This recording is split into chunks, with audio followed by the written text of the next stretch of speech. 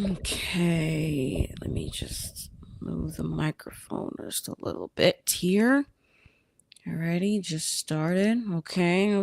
Well, salutations to anyone if you're here. If you are here, please let me know in the chat that you are here. If you're not participating in the full moon readathon, that is fine. Continue on sprints as we just continue on as we always do. But if you are participating in the readathon, please do say hi in the chat. And also let me know how the readathon has been going for you. Today is the last day of the readathon, August 20th. So yeah. And did any of y'all collect any characters? Were you able to complete any prompts? All the things. I'm very, very curious. Hey Nat, salutations. What will you be reading during these sprints? Or if you're not reading, that's also fine. If you're working on something, I don't know. I'm curious. Let me know all the things. So for me, as far as the readathon is concerned, I did actually manage to read 2 books during this readathon, which honestly is way more than I ever thought I would.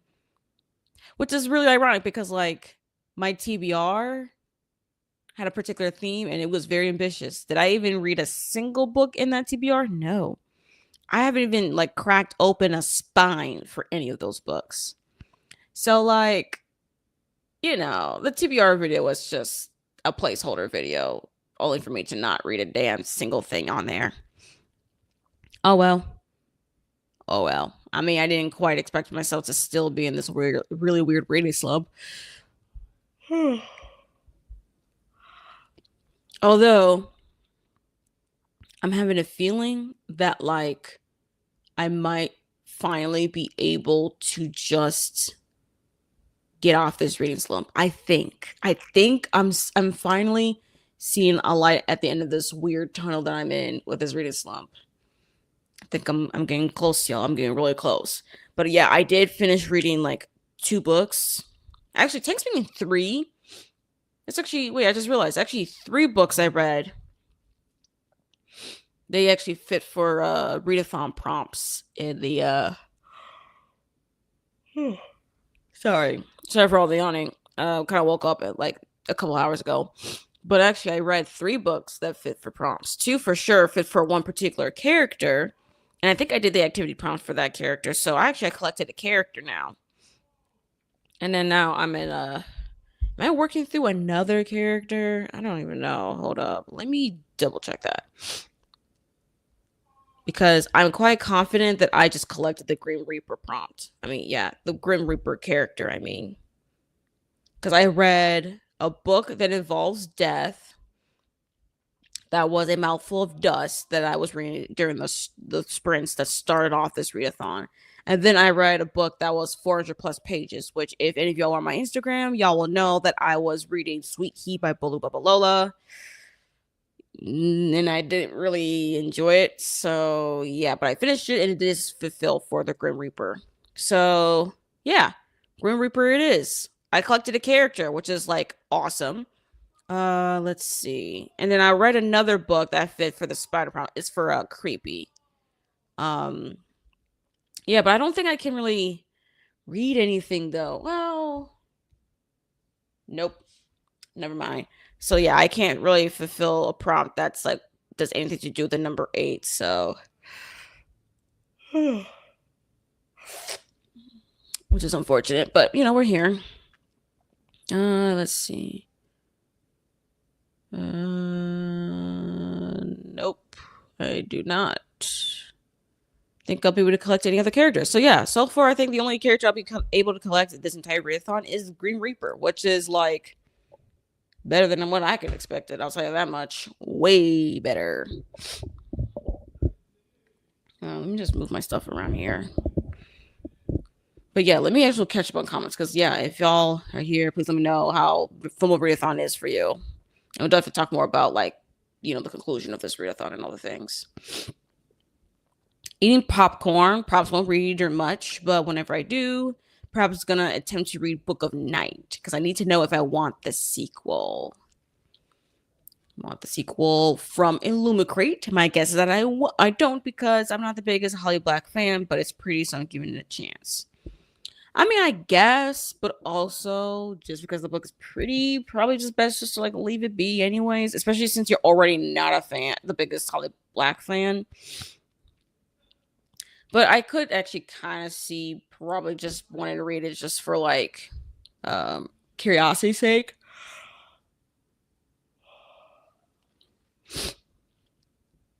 Because I really do get it, but like also I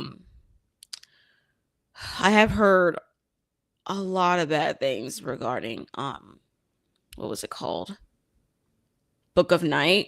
Like I heard a lot of like people really hating that book. I don't recall seeing a single person giving Book of Night by Holly Black higher than like a 2. But let me just look. I'm just gonna look here on the iPad here for the Goodreads, because I'm curious actually what the rating is on Goodreads. Oh yeah, and I also completely forgot that Book of Night was even getting a sequel too. I was like, oh yeah, Thief of something. Is it Thief of Night? Something like that. Let's see. According to Goodreads, with 82,000 ratings, it has a 3.54, which is not great, but not terrible either. I just remember a lot of people giving it like 2, 1, DNFs, maybe even a 3 just to be generous. But according to Goodreads, though, the most amount of ratings is actually 4 stars. So, like, there's plenty of people who've given like 4 stars, but also the second highest, though, is the 3 stars. Like, some people really enjoy it. Some people thought it was just middle of the road. So, I don't know. I don't know what you would think. Then how would Easy D never could pick something else while feeling rushed to finish it? Exactly. But hey, maybe you end up really enjoying it. You could be like the unpopular opinion if you really enjoy it, which would be like pretty cool. So yeah. I also want to say too, before we even start our first sprint, that like I really, really hate Minnesota summers because it's been really hot, but also really humid lately. It's been very irritating. And unfortunately, this house's central heating and cooling system has not been working quite properly in the past couple of days. So it's been feeling really, really warm in the upstairs. We're technically fine in downstairs, like in the basement area, because like it's always colder than it is in the upstairs area. But it does feel pretty warm. And I'm right next to the event, but like I'm not feeling much of the cool air, so that's really irritating. So I do feel a little bit warmer than I would like to, but you know what? We're here. It's fine. It's fine. We just gotta persevere, right? That's what we gotta do. Something like that. Something like that. Okay. Pretty short, so that's nice. That's true. It is about 300 pages. It's not overly long. Some days I feel like I can't breathe through the humidity, right? Oh my gosh. Like being outside just really sucks. Really, really sucks. Oh my gosh. Okay, so oh wait, crap. I didn't even say what I'm going to be reading for this first sprint. Am I even going to be reading at all? I don't know. Oops, sorry about that. Let me actually, I don't know. I haven't fully decided quite yet on what I'm going to be reading. Same here, Nat. I am so ready for fall. In fact, for the sprints, we're going to be listening to like a fall themed ambiance so that we can feel like, okay, can we like get the sense of just an aesthetic of fall, because like I need it to be fall already. And in my mind, I'm like, oh, just wait till September. But like, yeah, but like we can still have like this hot, humid. I mean, I don't know about humidity. I don't think it really gets humid early September, but that depends on how hot our summers are in Minnesota. Because like when it comes to September, it's that weird transition period from summer to autumn that like really confuses me, because the beginning of September could still feel like remnants of summer, and the end of and then like the end of September it could start feeling like, oh, we're actually in autumn now. But yeah, I have a feeling that the heat part of it, it's probably still going to linger when we get to September, maybe that first week. Hopefully, it can at least cool down a bit, or at least not be humid. I'll take very low humidity that first week of September more than anything. And I really would appreciate it too, because that first week of September, I mean, that's like my booktube anniversary. And I would appreciate from a booktube anniversary to, feel like fall, but like, that's a pipe dream. It's a pipe dream around here. But you know what? It's fine. You know what? No, it's not fine. It's actually not fine at all. I'm still salty about that fact. Okay, well, yesterday I started reading Volatile Memory by Seth Haddon. I got it as an ALC from Macmillan Audio. This is a sapphic sci-fi action adventure novella. So I think as far as when I'm in the mood to like read or whatever, I'm just gonna stick to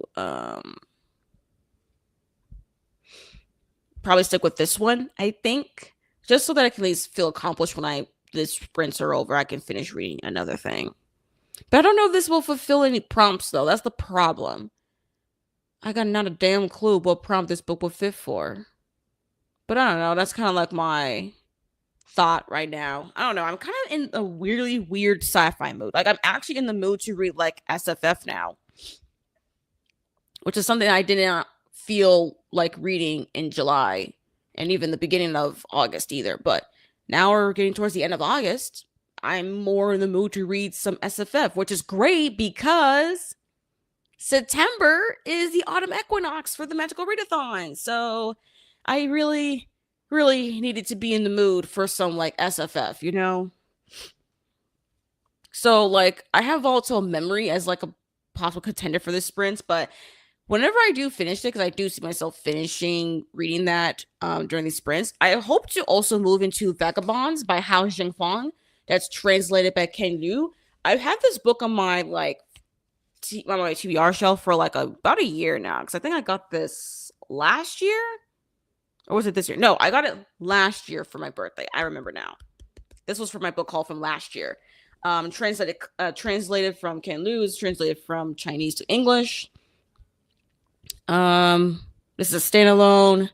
It's sci-fi, but also it's literary. So like, I don't know, sometimes in the mood for some literary speculative fiction, and sometimes I'm not. But I don't know. I borrowed the audiobook from Libby. It is narrated by Emily Wu Zeller, who is the narrator for the Poppy War trilogy. So if you've read the Poppy War trilogy via audio, that's the same narrator for Vagabonds. Which like Emily Wu Zeller as a narrator isn't like not quite my favorite, but like pretty solid for like early on in my reading audiobooks journey. Like she was one of like my first audiobook narrators that like I was like, okay, cool, I actually like your narration kind of thing. But the thing is though that this book is thick. Like I've only read the prologue, which is like 2 pages. But that's it though. That's all I got. And I was looking up reviews for Vagabonds and find that a lot of people have not really enjoyed this because like they didn't particularly care for like the plotless nature of this sci-fi novel. Like they didn't particularly care for it being more literary than just hard sci-fi like space opera or anything. So I'm giving myself to read like the first couple of chapters, like 2-3 chapters, like or like up to 50 pages, just to get a sense of like, okay, is this really for me, or was I just like hoping for like the best here or something, But like, yeah, so I'm gonna also see if I can read a little bit more of Vagabonds today, just to see if like I want to keep it on my shelf or not, because this is also on my self-destruct TBR, so I need to make some progress on that. And I've realized that like I've been DNFing a lot for that self-destruct TBR, and it would be nice to actually finish reading something from that TBR. So we'll so see with something like Vagabonds. If not though, if I'm not in the mood to read Vagabonds, I do have a couple other books. For my library, I have borrowed A Language of Limbs by Dylan Hardcastle. I tried to read this via audio, I think a couple months ago, and I wasn't in the mood for it. But like, I got a chance to borrow the physical copy from the library, so that's really nice.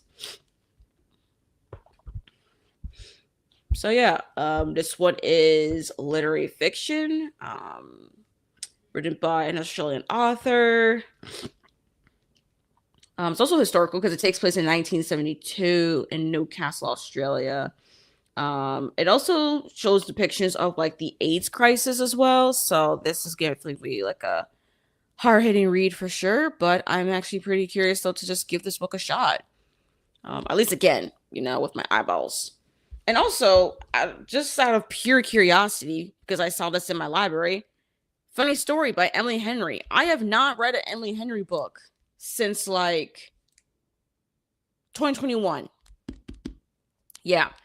I have read People with Me on Vacation in 2021, and I have not read another Emily Henry book since then. I think at the time I give it like 3.5, but like, So I'm curious about Funny Story. I think I don't really know the general consensus actually of Funny Story. Like I generally do not know if this is like one that people actually really like as Emily Henry fans or not.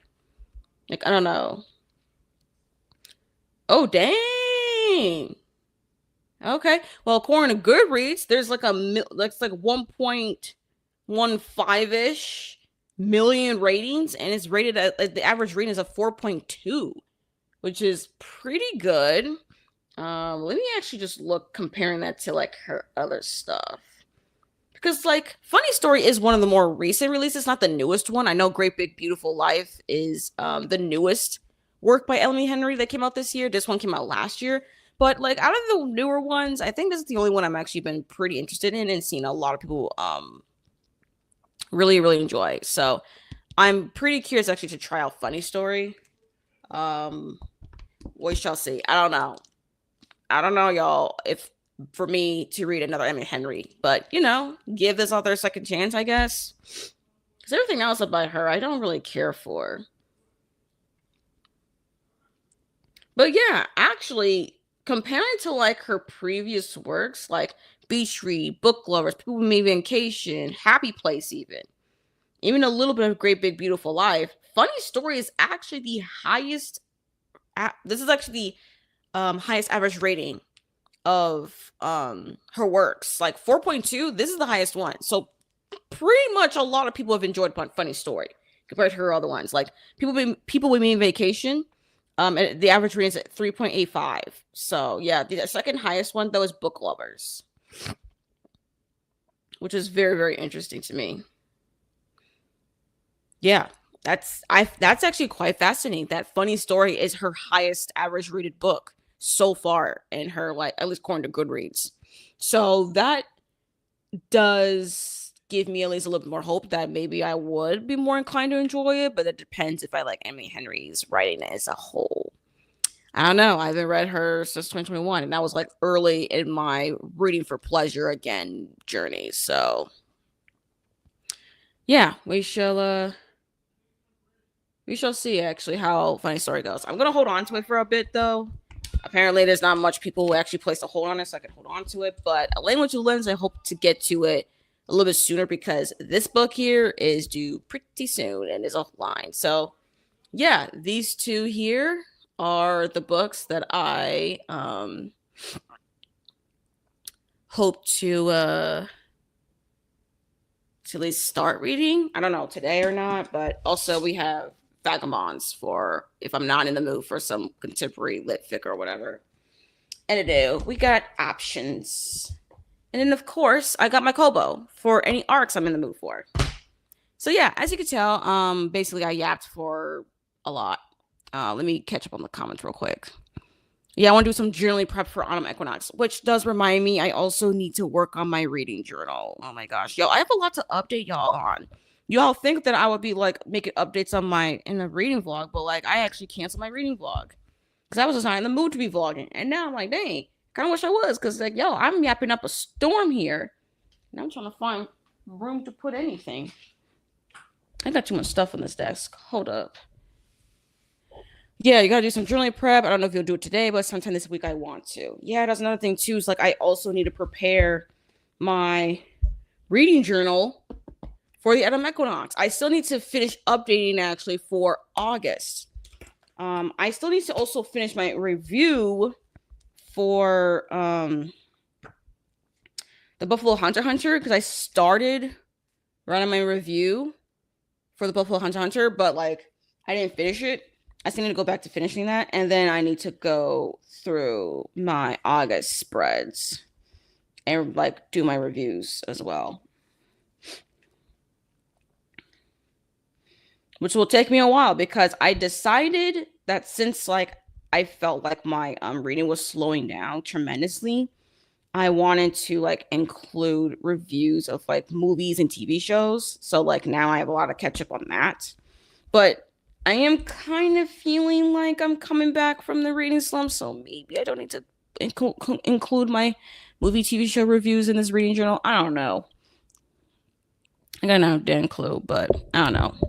This is why I need to get like another reading journal and like get one that's bigger sized or something. So that when I do these lulls, I still have like especially with these lulls. In my reading, I just know for a fact that like I can count on myself reading a lot of like watching a lot of movies and TV shows too. Fill up journaling space. Still haven't read an Emily Henry book. That's totally fine, honestly. I still haven't even read an Abby Jimenez romance book. And Abby Jimenez is actually a local author. Like she literally lives in Minnesota. So like I still have yet to even check any of her romance books out. Will I ever read any of her works? I don't even know.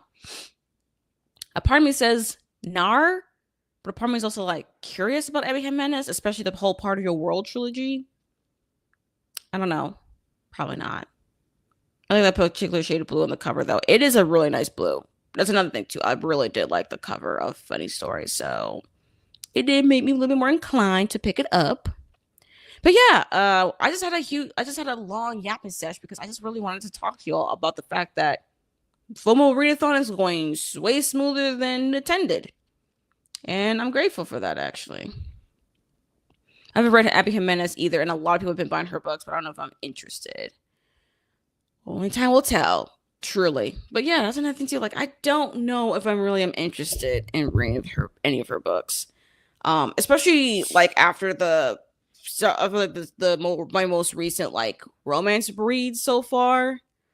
I'm realizing how picky I am with romance, but also how much I just like when I find the romance book that really works for me. Oh my gosh, do I think it's just like the best piece of literature ever? Okay, like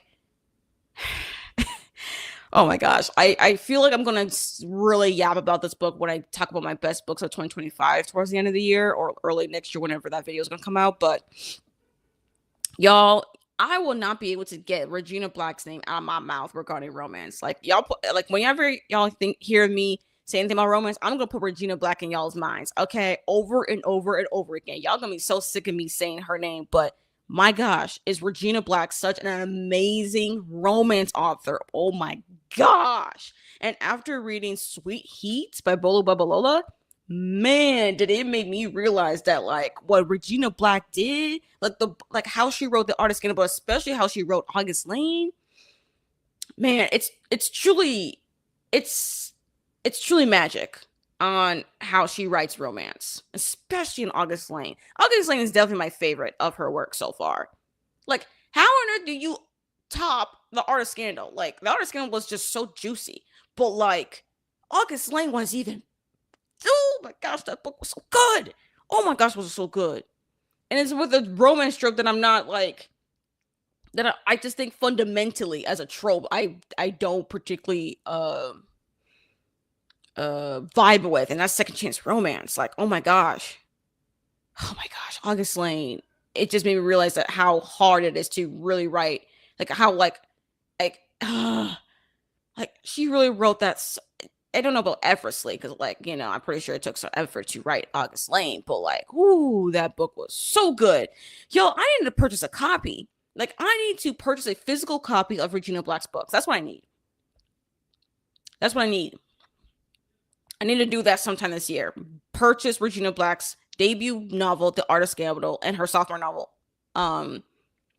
August Lane, because truly masterpieces in the romance literary genre. Okay, just keep the. Oh my gosh, I don't know how to speak. Oh my gosh, I don't know how to speak. Anyways, let me just catch up on comments. I need a Yap session too. I've been super offline lately because of the reading slump at work. You know what? That's fair.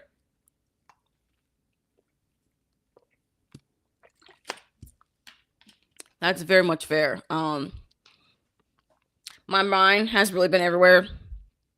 I feel like sometimes like I'm not too much into like what's going on, but also sometimes I just realize I'm like, oh, I need to like really stay away from social media, but because now the fact that you have been offline in the past like who knows how long, so many things have happened. Like there was a book event that like went so awry, like it went bad. It was really really bad, and I was finding this on the past few days about this book event that I never attended, but like I'm hearing all the horror stories regarding that book event. What was this book event called? I'm a name drop because like, you know, we got to educate the people around here.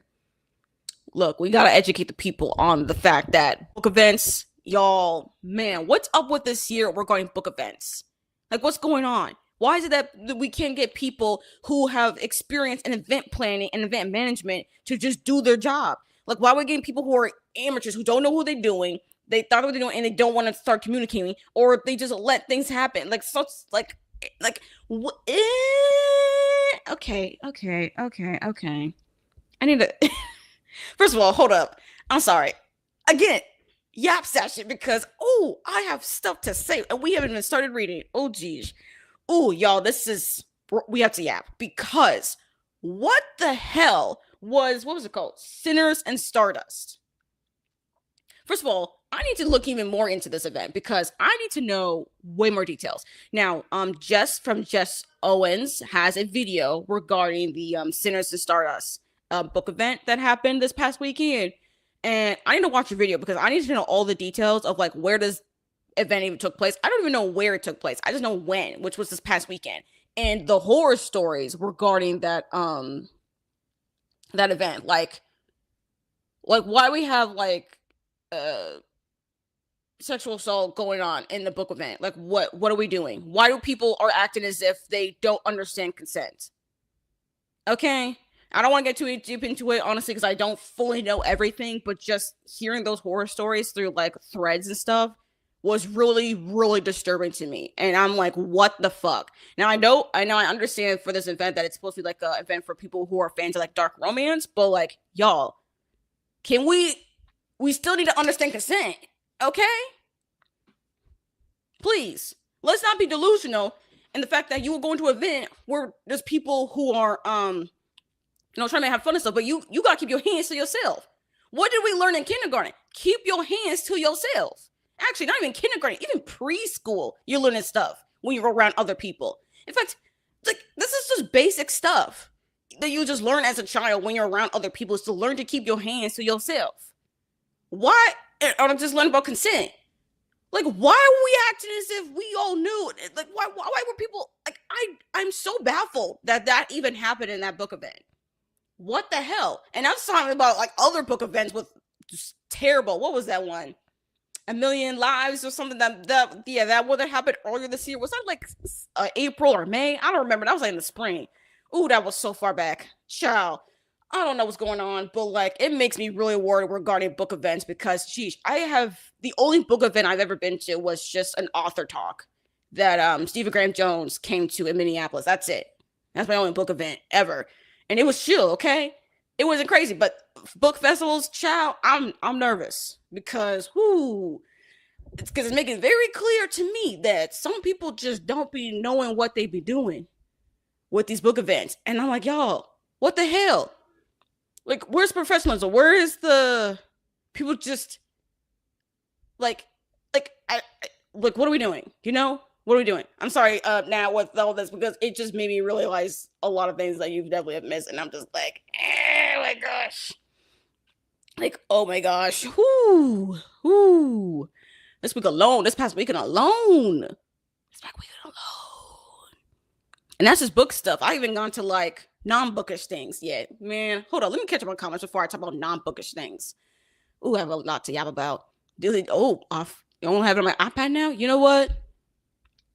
Now that I got this iPad right here, I probably have to do the same thing. Actually, no. Actually, recently, I put a time limit on the amount of time I'm on Instagram, and I realized that like I spend a lot of time on Instagram, and that's why I'm on my phone a lot. It's because of Instagram specifically, not even Threads. It's just Instagram. I know not to be doom scrolling on Threads as much because it just irritates me and I get bored pretty easily. So yeah, the only times I'm really on my phone for a long period of time is through Instagram, and I had to put like a 2-hour limit on it for every day, so that I'm not like losing my damn mind.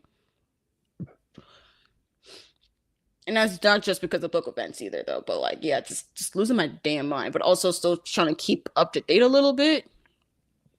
Like, I like to be in the know, but I want to know enough to the point I'm not losing my mind. I'm trying to find a delicate balance between social media, well, specifically Instagram, because really that's the main social media site I really use like that. But yeah, a good idea though for deleting Instagram off the phone and just going on the iPad. Probably better screen anyway. So yeah. I was personally responsible for the reading slump. You know what? Maybe. You know what? Maybe. Yeah. Not just even for yourself, but also for myself too. I'm also speaking for myself. Maybe me being on Instagram a lot also contributed to my reading slump. Because I really have been trying to figure out why on earth I hit such a rock bottom in July. Like, granted, the fact that it was summer and it was really hot and humid was not helping things either. Like, I wanted to go places, but like I didn't really want to go places because I knew it was so hot unless I could like drive, but I can't drive yet. But yeah, thinking about it, yeah, just like being on my phone, like scrolling through Instagram, tapping through Instagram stories. Yeah, it took up a lot of time that I could have used to just maybe watch a TV show, rewatch a TV show. I actually have been rewatching TV lately too, so that's another thing. Watching some movies, rewatching movies. I could have just spent time doing that instead of being on my phone. That's still productive time. Like, I can still like think critically of like what I'm watching, what I'm consuming, and think about how I'm going to talk to y'all about that, and then wrap up.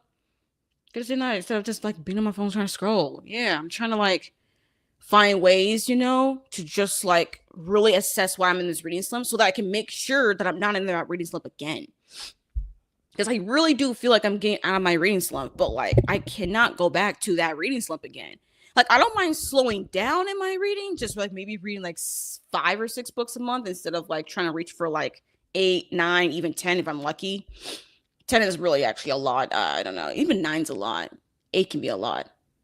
I feel like 5 is a sweet low number of books because that's like relatively a book a week, give or take, unless I accidentally read a short book and then I read 2 in a week. But yeah, 5 books, that's like my preferred least amount of books to read. But yeah, think about it. Yeah. So yeah, okay, let me again, I'm lingering too much. Oh, hey Julie, now time is approaching, so I'm gonna try to get more of Sliver Under Nightfall read. Nice, let's go. Yeah. Oh, Sinners and Stardust. Oh my gosh.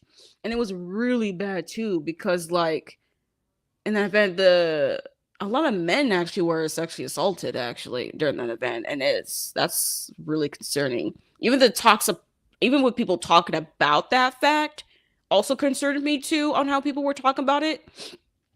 Yeah, it was really bad, y'all. I'm like, what the heck? And also there's this other book event that happened in somewhere in the UK. I completely forgot.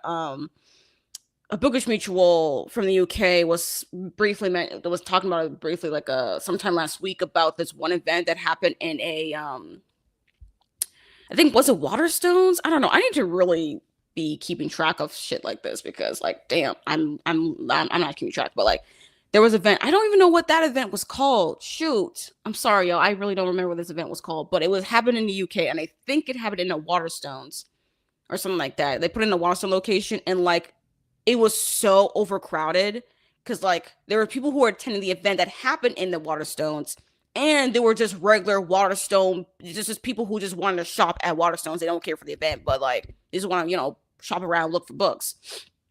But it was so overcrowded that like people with like disabilities could not really attend the event because they had to stand for such long periods of time. And for those who cannot stand for long periods of time, they can't really attend. And there's also authors, who with disabilities, that just can't do that. Even if you're an able-bodied person, that's still a long time. Like, people were waiting hours. That's still a long time just to stand around for something. And it was so crowded, and things got stolen, and it was a mess. I'm like, oh my gosh, was that bad? I need to look at what that event was called, because apparently it was an event that happens every single year, and it's been getting worse. And like, this year was just the absolute worst of that event. Yeah, I need to look what that event was called, because chow, that's a mess. Like, come on now. It wasn't even a ticketed event either, which honestly was ticketed. I think it would have helped the flow of everything and just like make it contained and at capacity, so that people who are not attending the event but still want to like shop around the Waterstones can just like be able to do that, and like there'll be enough employees to make sure nothing gets stolen. But yeah, that one was also a mess. That happened like a week or two ago. That was, oh my gosh, y'all, I don't know what was going on. Like, what? Why can people just what's with these book events? Can people not behave, right? Like, why can people not? Why do people not behave? I don't get it. Oh my gosh. Yeah, recently they've been so poorly managed. Not to mention, yeah, where a lot of that's inappropriate behavior, like so much of it too. Oh my gosh, man. Yeah, Sinners and Stardust was definitely one of the worst book events so far this year. I think A Million Lives event was also pretty bad, but like, ooh, I mean that one felt like that was just basically scamming actually. But Sinners and Stardust, that was just truly awful, awful stuff, and that's more on the attendees than I think the people who actually planned the event. But still, though, even the people who plan the event could at least have a little bit more security or something. But like, yeah, that Sinister Stardust was definitely, I feel like, more on the attendees for some on that one. But ooh, was that bad? Did a video, she got me all caught up. Oh, so you are caught up on that one. Okay, so I'm the one who needs to get caught up. Okay, clearly I need to watch the video because I need to know all the things on this one, because what the actual fuck? You want to go feel someone, go to a king event, right? Where like the idea is that consensually, that's the idea, like, hey, consensually, I will, like that, like that's what that event was. Yeah, a book festival is not a kink event, no matter the subject matter. It is not. Okay, a kink event is that, like, you understand what the kink is and it's consensual. A book fest is not the same thing. Oh my gosh.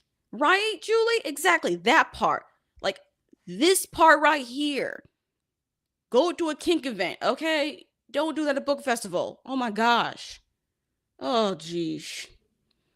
Yeah, so it's nowhere near the problem Twitter was for me back in the day, right? I don't know. I know for some people, Threads is like their Twitter, like it's that kind of same problem. But I'm not on Threads as much. I don't know. Like, it still has the similar issues as Twitter did. I mean, Twitter does sometimes, especially with garnering internet conversations. But like, I'm not more more likely to just like start doom scrolling on it though, compared to like I did with Twitter. So that's at least a plus on my side. But you want to hear a funny work story? You know what? I'm here for it because honestly, I would love. I'm here for a funny story. I love me a funny story. Okay, so someone called the store the other day asking if Stray Kids was coming to our store, and I was like, to Delaware? Right. I'm like, wait, Stray Kids. I was like, wait, is this? Yeah, like, what is this? Right, the K-pop band? Is this a K-pop band? I'm not familiar with K-pop bands, like actual real life ones, besides K-pop Demon Hunters, but that's fictional. So yeah, as far as actual K-pop groups, I only know like BTS and Blackpink. Oh, and Cat's Eye. That's more. But Stray Kids. Wait, someone actually thought the actual K-pop band was coming to Delaware. That's actually hilarious. I'm not gonna lie, that is funny. Like, what would any of all places? I've got a lot of customers with Australian accents. And I'm like, what are you doing here? I don't even know. That is hilarious. Oh my gosh. But yeah, a K-pop group though coming all the way to Delaware. As of right now, no, that the chances of that is very, very low right now for that to happen. Oh my gosh. Okay, that's hilarious. Man, like I can see a K-pop group coming to, let's see, where I remember where Delaware is, Boston, the DMV area, Jersey, you know. as far as the East Coast is concerned, like around there. But Delaware, yeah, I'm sorry, but no. I don't see that ever happening. Oh my gosh. But also, why are you getting customers with like Australian accents? That's also interesting. What are you like? Yeah, what are they doing there? What are they doing? Oh my gosh. Oh, but thank you, Nat. I appreciate that funny work story. That is very, very, very funny. Okay, I think I'm well, am I done? No, wait, I'm not done. I'm sorry. I'm not done. I forgot I had another thing I want to talk about. That's one of those things where tourists go, we'll go to New York and they'll cover it. Oh my gosh, it is. Like you go to New York or Boston, if you want to go like up, or you want to go to Philly or well, Pittsburgh. Well, that's the other side of the mountain, so maybe not Pittsburgh, but definitely like Philly, New York, Boston. Like that's where you'll go, especially a place like New York. Like that's where you go just to cover it. You don't go to Delaware. I'm sorry, but I've never been to Delaware. I'm like, what are you doing in Delaware? I don't know. I have nowhere near the capacity to have them in our yeah, and much less the crowd they draw. Yes, that's very true. Okay. I did actually vlog this actually. I just remember I was like, wait, have I told people the story? I'm like, well, technically speaking, I already put in a video, so like it's in a video diary, but like there was a K-pop group, Cat's Eye, that I've mentioned. They had a concert actually here in Minnesota. It was actually in the Mall of America, which if you've never been to Minnesota, first of all, if you've never been to Minnesota, if you do go there, go to the mall. Well, I don't know about go to the Mall of America, but just attend there once. Okay? Go to the Mall of America one time. At least, depending on your capacity regarding a very large mall. Because it is a pretty, very, very big mall. I don't know if it's technically speaking still the biggest mall in the United States of America. I'm not sure about that still, but it's definitely one of the biggest, that's for sure. It's up there still. They had a concert actually in the Mall of America. It's in the Rotunda area, which is like right in the middle of the mall, and like it's actually the only place in the mall where you can have all 4 floors see the Rotunda. And like my siblings and I, we went there, and y'all, it was so crowded. Oh my gosh! Like there's actual parts like you have sitting and stuff where you've paid for, but like if you're just a passerby, you just walk around and you just in the Rotunda area, you can literally watch the concert basically for free. It got really wild, y'all, because like, was it so crowded? Yeah, doing it in a store is definitely like not a good idea because it doesn't even matter how big a K-pop group is. If you are playing K-pop music, if you are in a K-pop group, people are just gonna like be there just to watch and just listen. Okay, they're there for the vibes. You don't even have to be a well-known group as long as you just like really good music, really good choreography, and cute outfits and other things. No, I don't care. Even though I never heard of Cat's Eye beforehand for the concert, I just wanted to go anyways. Like, y'all. Oh my gosh, yeah. Capacity is indeed crazy regarding the K-pop concert. Like, I don't know any store that can actually have the capacity to host a K-pop concert. I don't think it's possible. Yeah, MJ, I take that day off for sure. K-pop fans are crazy. Yeah, very, very intense. Uh-uh. Yeah, I'd be like, I have a doctor's appointment in Maryland that day. Like, for real. Like, would not want to work there or have a shift on that day for a concert like that. No. Bad idea. Yeah. What else did I have a yap session? Oh yeah. I, in the past couple of weeks, have been watching a lot of American football. Look, I'm gonna try not to linger on the American football bit for too long, but I have to talk about the preseason, okay? So, for those of you who do not know, in NFL, they have preseason, so that's like basically before we have the actual regular season that starts in September, all the way to like, early January, and then we have our postseason that's through January to the first Sunday of it's the first Sunday. Well, technically, actually the second Sunday. Oh, it's like February for Super Bowl. All the things. So preseason is basically the season. Very short. There's only technically speaking. Well, there's 3 full weeks of games, but we have this Hall of Fame game to basically start off the preseason. But also, so Hall of Famer players can be inducted into the Hall of Fame, get their gold jackets, all the things. Well, yeah, all their gold jackets. Anyways, so the past couple of weeks, we've had preseason games. So all 32 teams will have are trying to finalize their rosters for the regular season and figure out their starters, their backups, emergency backups, all their things, and then their depth chart for all the positions to make sure that they have 53 players on their roster, right? So, I've been watching a lot of the games. Actually, I've been watching just as many games as I possibly can in the past couple of weeks. This actually starting tomorrow, actually, will be the start of week 3, which will be the last week. And like the past couple of weeks of these preseason games have been really pretty interesting, not gonna lie. So a lot of it again are like rookies that just got drafted. Maybe also undrafted rookies as well. Maybe free agents that were traded into the teams, backups, get to see, get some reps in. So like a lot of these games, they don't really count for like the overall team's record, but like they do matter because like these players are trying to make the team. Like this probably is for a lot of these players actually playing these games, this will be the last and only times they'll ever get a chance to actually wear like an NFL jersey, and actually be a part of a team. Whether for that team or they get traded to a different team that did really well, but the current team didn't want them, stuff like that. And they get moved to like a whole different team, or they just don't play professional football anymore. It's literally like that. Like they're here for a job, basically. So like the past couple of weeks have been very, very interesting, seeing like who will get a chance to make the team and stuff like that. It's very, very, very interesting. And I think the biggest story right now for this preseason is like Shedeur Sanders, son of Coach Prime.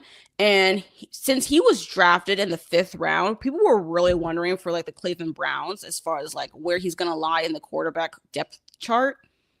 Because like, especially since he was drafted so late, way later than anyone expected. So I really wanted to see him play, in the preseason. He's only got a chance to play in week 1 against Carolina Panthers. They won. He did perform pretty well. Not the greatest, or anything. He's a rookie. He's made some mistakes. But for someone who was drafted the 5th round pick, he actually performed way better than anyone thought. Or at least not anyone thought. That's wrong. He performed better than what people said. Like in the sports analyst news announcements kind of thing. So yeah, so he played for like 3 quarters in that game, and they beat Carolina Panthers. Then he got this oblique injury, like like around here, the muscle right here around your ribs. So he didn't play against the Philadelphia Eagles. Yeah, so he didn't get to play there, but it is interesting to see how that like he was dealt a pretty bad hand, honestly, coming into the NFL, especially during the draft. And he is also low in the Cleveland Browns depth chart. We just recently got the announcement that they have Joe Flacco be their starter quarterback, which surprised absolutely no one. But the thing that surprised me, though, was the rest of the depth chart. So they have Joe Flacco as their number 1 starting quarterback for week 1. That's starting like September. And then they had Kenny Pickett as second. So basically the backup to Flacco. And Kenny Pickett was in the past season the backup quarterback for the Philadelphia Eagles, the same Eagles, that went to the Super Bowl. Kenny Pickett did not play well. Okay, and the times I was seeing his games and his playing, he did not play that well. So I don't understand why on earth Cleveland Browns even brought him to the team, let him be the backup to Joe Flacco. That's definitely a choice on them. And then they drafted 2 rookie quarterbacks. We have Dylan Gabriel, who is number 3 in the depth chart, and then Shedeur Sanders, who's number 4, which I personally believe Shedeur should be number 3. Actually, he shouldn't even be number 2. I don't see Kenny Pickett shouldn't even be in the mix, but whatever, he's in the mix, unfortunately. But they put him as last in the depth chart, and I really, really do not appreciate that, not gonna lie. So I don't know. There are some analysts who are trying to say like, dang, that's actually really messed up with the Browns, and like, maybe should like request to get traded and stuff like that. I don't really know what Shedeur will want to do. I don't know if he wants to stay in the Cleveland Browns. I have no idea if he wants to stay and just keep working hard, hopefully work the ranks up, or if he just wants to get traded to go to a team that will let him play. I don't really know. I got a damn clue. But right now, I'm just hoping that he'll be well enough from that oblique injury here that He'll get a chance to play against the Los Angeles Rams for this preseason. The Rams were a pretty dangerous team this past season. Not gonna lie, they did struggle to even make sure they led their division so they can be in the playoffs. But like, um, yeah, I'm really rooting for Shador so that he can like get a really good shot at like be in the NFL and stuff and get a chance to play and even be a starter somewhere. Or at least be a sufficient backup. If not a starter, then like at least be a sufficient backup, until like he gets a little bit more reps in. But it's just irritating to me that like Shador got this really shitty hand and he's really low in the quarterback depth chart when I was seeing Dylan Gabriel play against the Philadelphia Eagles, and like I don't think he's better than Shador, but whatever. We're here. We're here. Okay. Choices were made. We shall see how things go as time goes on. And also another thing too about the whole Kenny Pickett being number 2 quarterback for the Browns officially is that like Kenny Pickett didn't even play in the preseason. I have yet to see that man be on that field with the Cleveland Browns jersey on and a helmet. I have yet to see him on that field. So makes no damn sense why he's number 2. But whatever. Again, I have my things.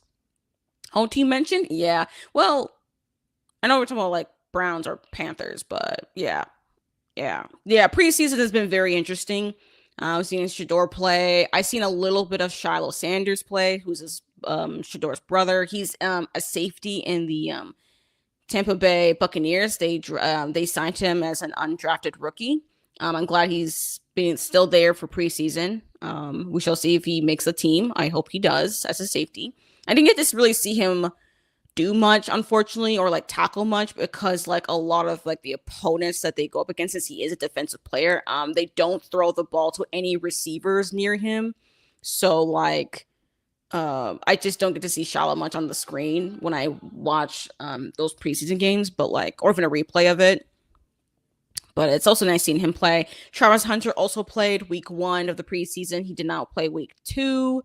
But it was really cool seeing Travis Hunter play both offense and defense. I'm very excited to see how he's gonna look in the regular season because I think he is officially going to be playing the regular season. So that's great. Although he did get an injury though leading up to week 2, so we shall see. I don't know if they'll play him for week 3. I really doubt it. Probably just best just to send him out for the rest of the preseason until like regular season starts. So yeah. Yeah, and of course, my favorite team, Washington Commanders. I was really disappointed in the game against the Patriots. It was an away game, but they got beat really bad against the Patriots.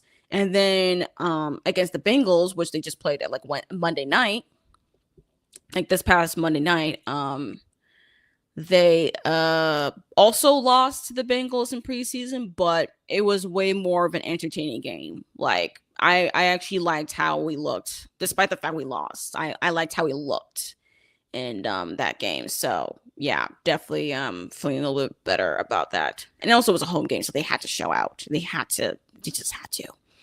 So yeah, I'm just really excited for the regular season. So be prepared to be sick of me. And then the sprints for starting like September all the way till like basically February, because I'm gonna be talking about football, y'all.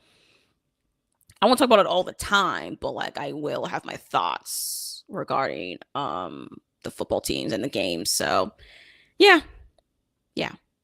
I know nothing about football except go Browns, even though they suck most of the time. Yeah.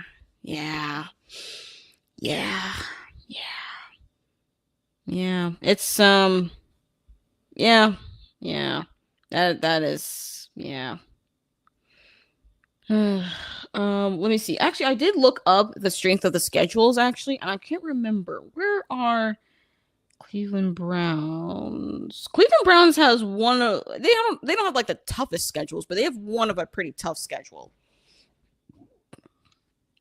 But hey, we shall see how things go. I mean, for the Browns, y'all have Joe Flacco as your starter, so like, and that's the same Joe Flacco that brought y'all's team to the playoffs a couple seasons ago. So At least maybe you'll have a winning season. That's kind of the hope right now, is for the Browns to get a winning season, because they were in a very tough division. AFC North is so tough.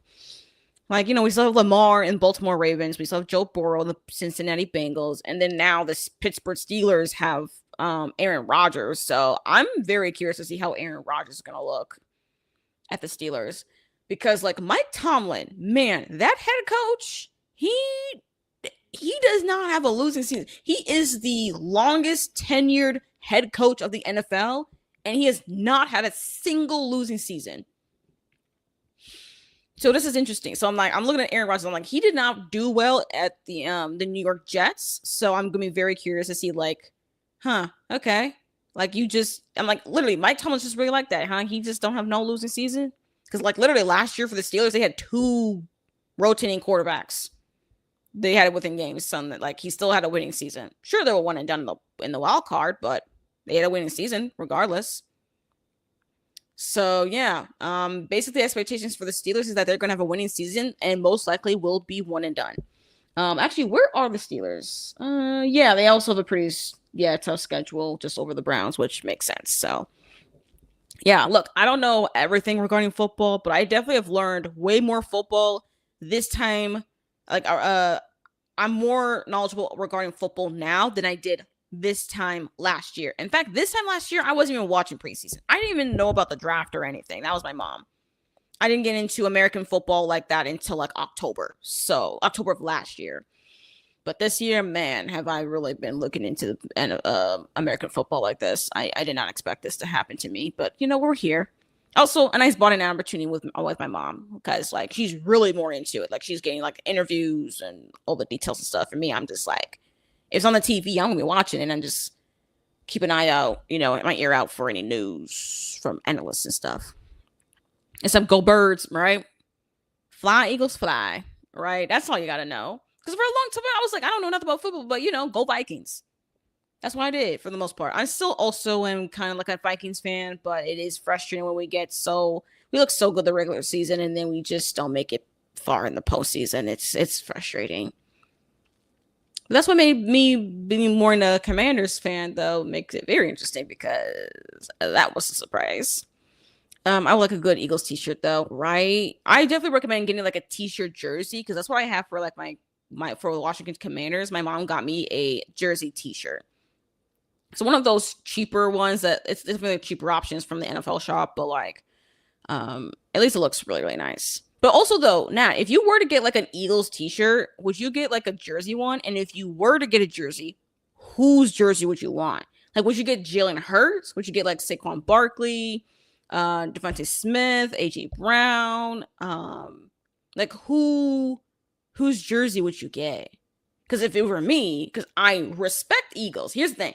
I respect the Philadelphia Eagles team a lot, but like, they are a division rival to my team, the Washington Commanders. So like, it's tough whenever I see an Eagles game and I'm like, ooh, but y'all gonna see my team twice a year, and I'm like, wait, who am I rooting for? I'm like, I have to root for the Commanders every time they're gonna meet, which is so stressful for me this upcoming season, because like this season they're playing it towards the end, like week 16 and week 18. That's when Philly and the Commanders are going to be going at it. And I'm like, damn it, why is it up towards the end of the season?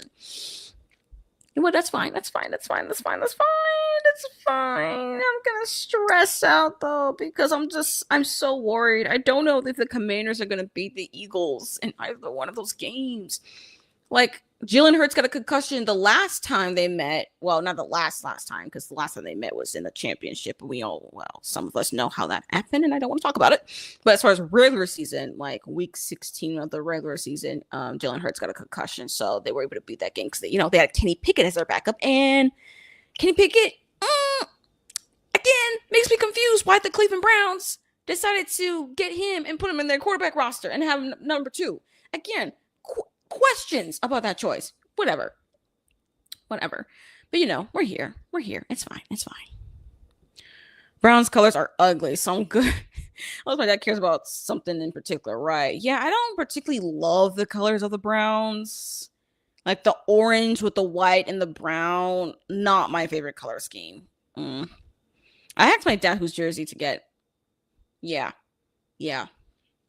Because to be quite honest, I do recommend like the quarterback kind of jersey. Number one, Jalen Hurts, or number 26 with Barkley. One of those two. Those two are really good. Personally, for me, I would choose Saquon Barkley jersey. But then also, I would like Jalen Hurts. So I don't know. I think I might be. I'll always split. Which is, again, I'm weird for someone who's a Commander fan. But like, I respect the Eagles too much. I really do. I really do. And that's why I'm going to be so excited to watch every single one of Eagles games. And of course, every single one of the Commanders games. And also every single Vikings game. And now over every single Browns game. And also every single Jaguars game, because that's where Travis Hunter is in now. He's with Jacksonville Jaguars. Also looking at Tampa Bay Buccaneers because of Shiloh. Still curious about Ravens, how they're gonna look. Bengals. Geez. Bengals are getting on people's nerves, and I feel bad for the Bengals fans every single time. Who else am I looking forward to? Basically just NFC East. So that's Philly, Commanders, Giants, Cowboys. NFC North, my division. So that's Vikings, Packers, Bears, which I'm looking forward to actually seeing with Ben Johnson as the head coach now, and then a beefed up offensive lineman for Caleb Williams. So that'd be interesting. And of course the Lions. I don't think the Lions though will be getting a winning season, unfortunately. Sorry, Detroit Lion fans. Who else am I looking forward to? What are the divisions? I know for sure NFC East, NFC North, AFC North. I'm also curious because Browns, Steelers, Bengals, Ravens. Who else? I am kind of curious to see how Kansas City is going to look after that loss. I'm curious because they will be playing against Los Angeles Chargers in week 1. So very curious to see how that game is going to look. But Patrick Mahomes is going to be Patrick Mahomes. So they'll probably win it if it's a close game. If it's a close game, they're going to win it. Unless they start losing close games. But I really doubt it. Who else am I curious about? I said Jaguars already. I'm kind of curious as well for Panthers to see how Bryce Young looks, since he was looking much better later on in the regular season. But I don't know. Looking at preseason, I don't know if Panthers are going to get very far. They might have a slow start, but I don't know if they'll be able to ramp it up towards the end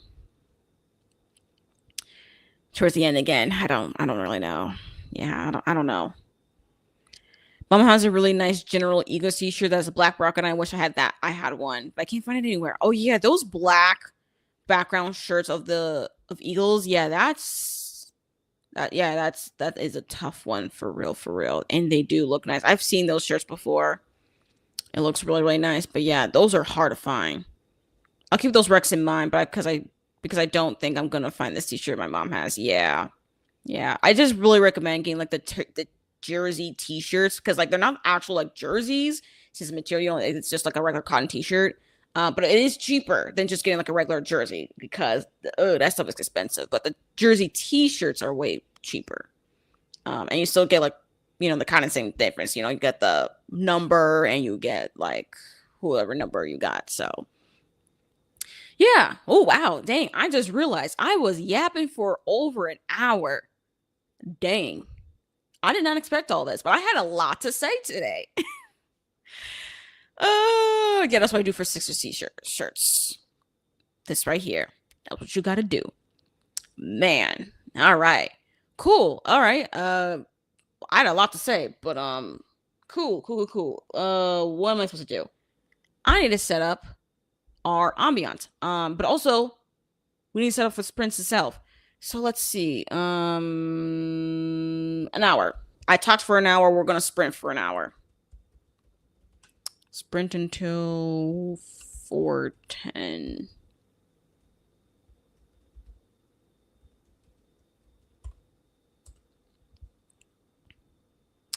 All right, y'all. We're going to sprint for like an hour. Let me share my screen, though. I need to find... Hold up. Okay, allow, please. Let me just find the... Oh, that's the wrong one. Okay, share this window. Do the things. Okay, cool. Yep, sound good. Sound good. Yep, we yapped for an hour. We gotta sprint for an hour.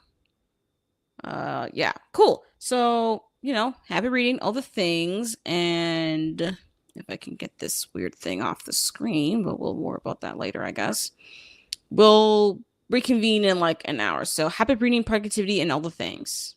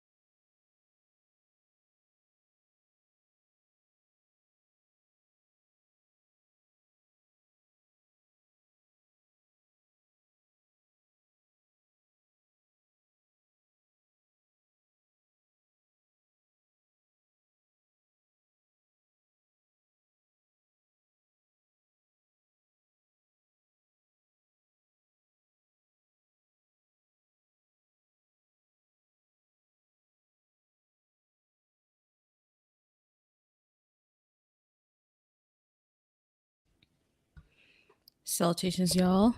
That was the end of the first sprint. Please let me know in the chat how far you've gone in your reading, if you did read. I was eating lunch, well, belatedly lunch, since I did wake up. I did woke up late today, so I didn't eat lunch when I was supposed to. Whatever. So I just finished eating. I did not read at all during those sprints. I did get a chance though to watch Jess's video on Sinners and Stardust to get more of a better picture, what happened during that event. And yeah, it was pretty bad, y'all. It's even worse than I initially gleaned from before. So now I have a little bit more context. So yeah, it was really bad. Very, very bad. But we already mentioned that already. Right now, though, I am watching Gavin from Gavin Reads It All's vlog when he went to Mallorca for a uni friend's wedding. And he decided to bring 2 Abby Jimenez books. Speaking of, Abby Jimenez, we were talking earlier about, Emily Henry and even a little bit of Abby Jimenez. He brought with him Say You'll Remember Me. So Abby Jimenez's newest released, and Part of Your World, the first book in that trilogy. So yeah. He hasn't gone too much into the actual reading portion. I'm in the part of the vlog where he just got into Mallorca and he's talking about his hotel room. Oops, sorry about that. His hotel room.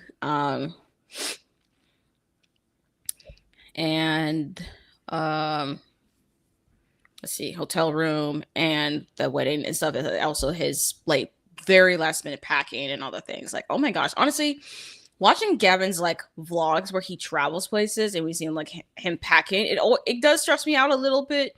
I mean, it doesn't stress me out as much as I would have if I was, in real time, because real time I'll be stressed out because I'm not a fan of just last minute packing.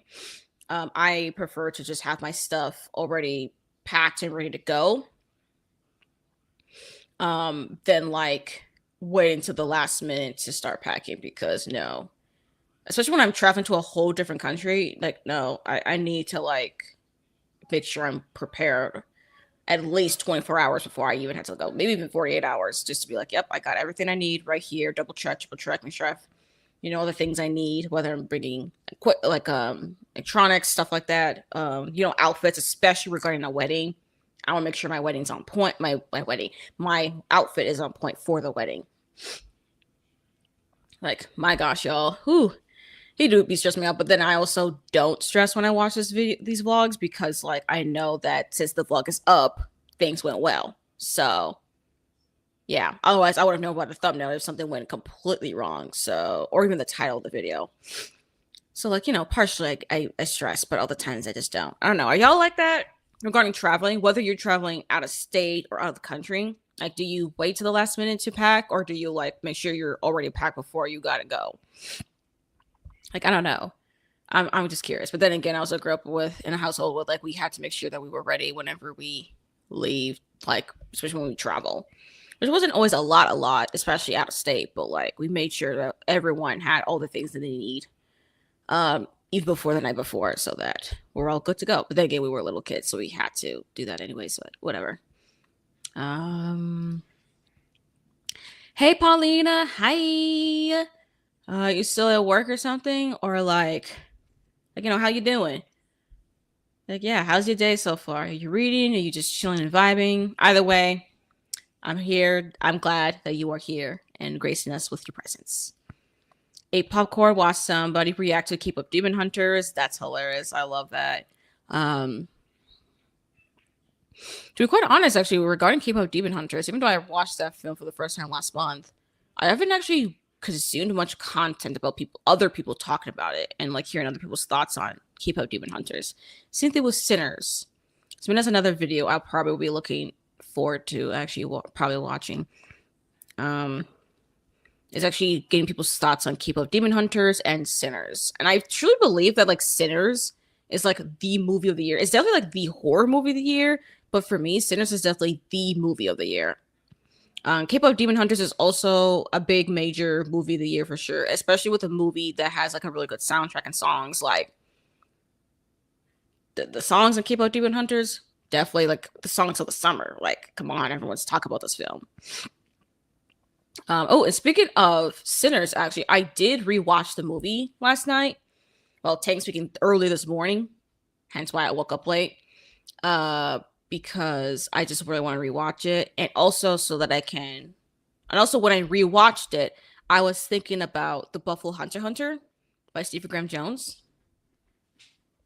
I was thinking about this book while I was watching Sinners, and like, I'm so glad I rewatched Sinners because it really made me realize for sure, that the Buffalo Hunter and Sinners are comparable. Like, if you've loved Sinners, you gotta read Buffalo Hunter. If you've read Buffalo Hunter, you gotta watch Sinners. Like, oh my gosh. My gosh. I mean, they're both vampire stories, but like the way they go about vampires is definitely different. I mean, there's differences, of course, there's similarities because, paranormal, but like, it's also so intriguing to see how Stephen Graham Jones and also how Ryan Coogler went about Vampire Story and the horror aspects about that.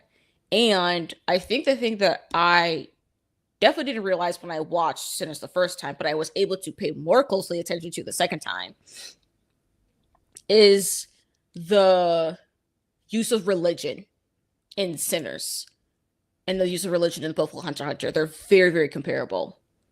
And I think that is completely fascinating. And that's why I've been like waiting to do like a book review video for the Buffalo Hunter because I really want to rewatch Sinners.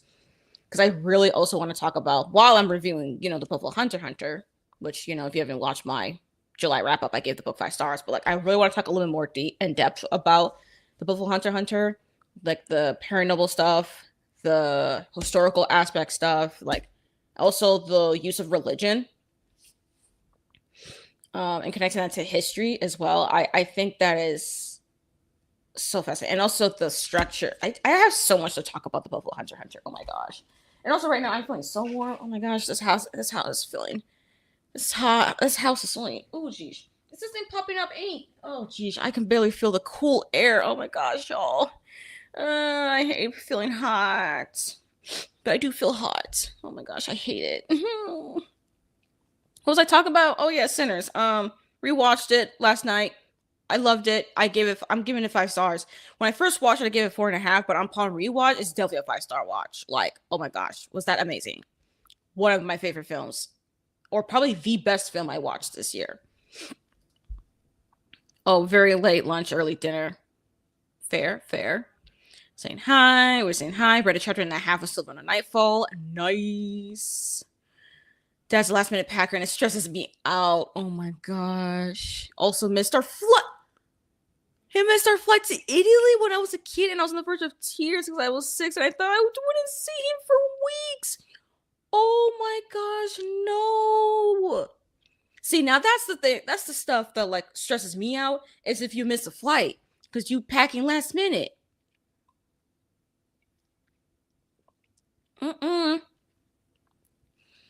Man, imagine that. Like, at 6 years old, you were trying to go to like a whole different country, and you don't see one of your parents because they missed the flight.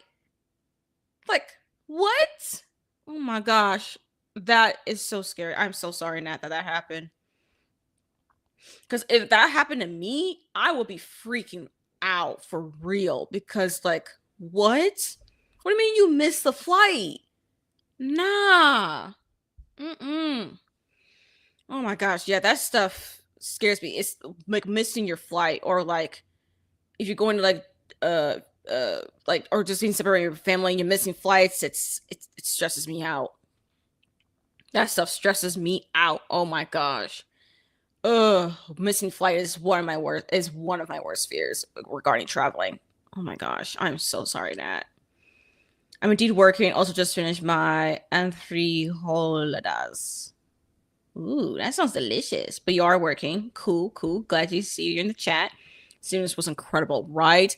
I better see Sinners and like a lot of film awards. I better see it be like nominated for a lot of things. I hope it wins most, if not all, of their nominations for anything they've been nominated for. But I better see them being nominated for a lot of things though. Like, oh my gosh, that movie is really, really good. And another thing too that I did notice at the time I watched it the first time, but I couldn't quite make a note of it because I kind of forgot while I was watching it. I noticed that the aspect ratio of the screen changes. Like, I don't know if any of y'all have watched Sinners. So with a full screen like this, you know how the Sprint is looking, but it's also part of it where the aspect ratio is like 16, like it's more like a wide screen than a full screen. Majority of the film is in widescreen, but there are some parts of the film that's in full screen. And while I was watching, I was noticing like, wait, this is happening. I remember that happened the first time. And then I was trying to figure out, okay, but then why were there some scenes where they're in full screen and majority of this film is in widescreen? Why were those scenes happening in full screen versus widescreen? And I'm not totally sure as to the reason why for it. Honestly, I'm actually not quite certain. But I feel like it has to do with something about, is it music related? I don't know. I'm not totally sure actually why. I don't know. I think I need to watch it again. But the DVD is due back to the library. In fact, it's actually overdue, so I need to return it to the library pretty soon. But like when I get the money though, I'm gonna make sure to purchase a copy of Sinners because that needs to go into like the movie DVD, TV show, DVD collection shelf in the living room. Okay, it deserves to be there because oh my gosh, Sinners was so good. My gosh, loved it. I would love to rewatch it again. Having sprint hopping today. Ooh, okay. Well, hey Mel. I'm reading When a Wolf Loves the Moon by Granger, book 3 in the Drew Collins series. Okay. Well, glad that you're here for sprint hopping. That's cool. Still have yet to watch Sinners? Mel, you gotta watch Sinners. Now, for me, I didn't get a chance to watch it in theaters, unfortunately, but I was able to just borrow the DVD from my library. I don't know if your library has a his DVD, but maybe you could request your library so you can just borrow it from your library. Or if you have HBO Max, it is on HBO, so like you could watch it there. It's at least there for streaming. I don't know if it goes to other streaming sites yet. Maybe sometime next year, maybe, but it's at least an HBO, so that's one place. I do hope though Sinners could also get on Netflix sometime next year, or even the end of this year. Even it doesn't have to be next year; it could be the end of this year, but we shall see. But yeah, I need more people to just watch Sinners, and also I'm curious to see what other people thought about Sinners when it came out in theaters like a few months ago. Because now I'm finally ready to absorb people's opinions on K-pop Demon Hunters and Sinners, so I'm gonna be looking for that content because I didn't want to touch the content because I don't want people to talk about it. I didn't want my perspective on the movies to be influenced by anyone else's opinions before I even got to watch any of the pieces of media. I only do that for things I don't care about or ones I'm just curious about to hear other people's opinion, but I have absolutely no interest in watching. Oh my gosh, your brother lost his luggage? Oh no, that's another fear too. That's another fear I have when traveling. Missing flights and losing your luggage. Man.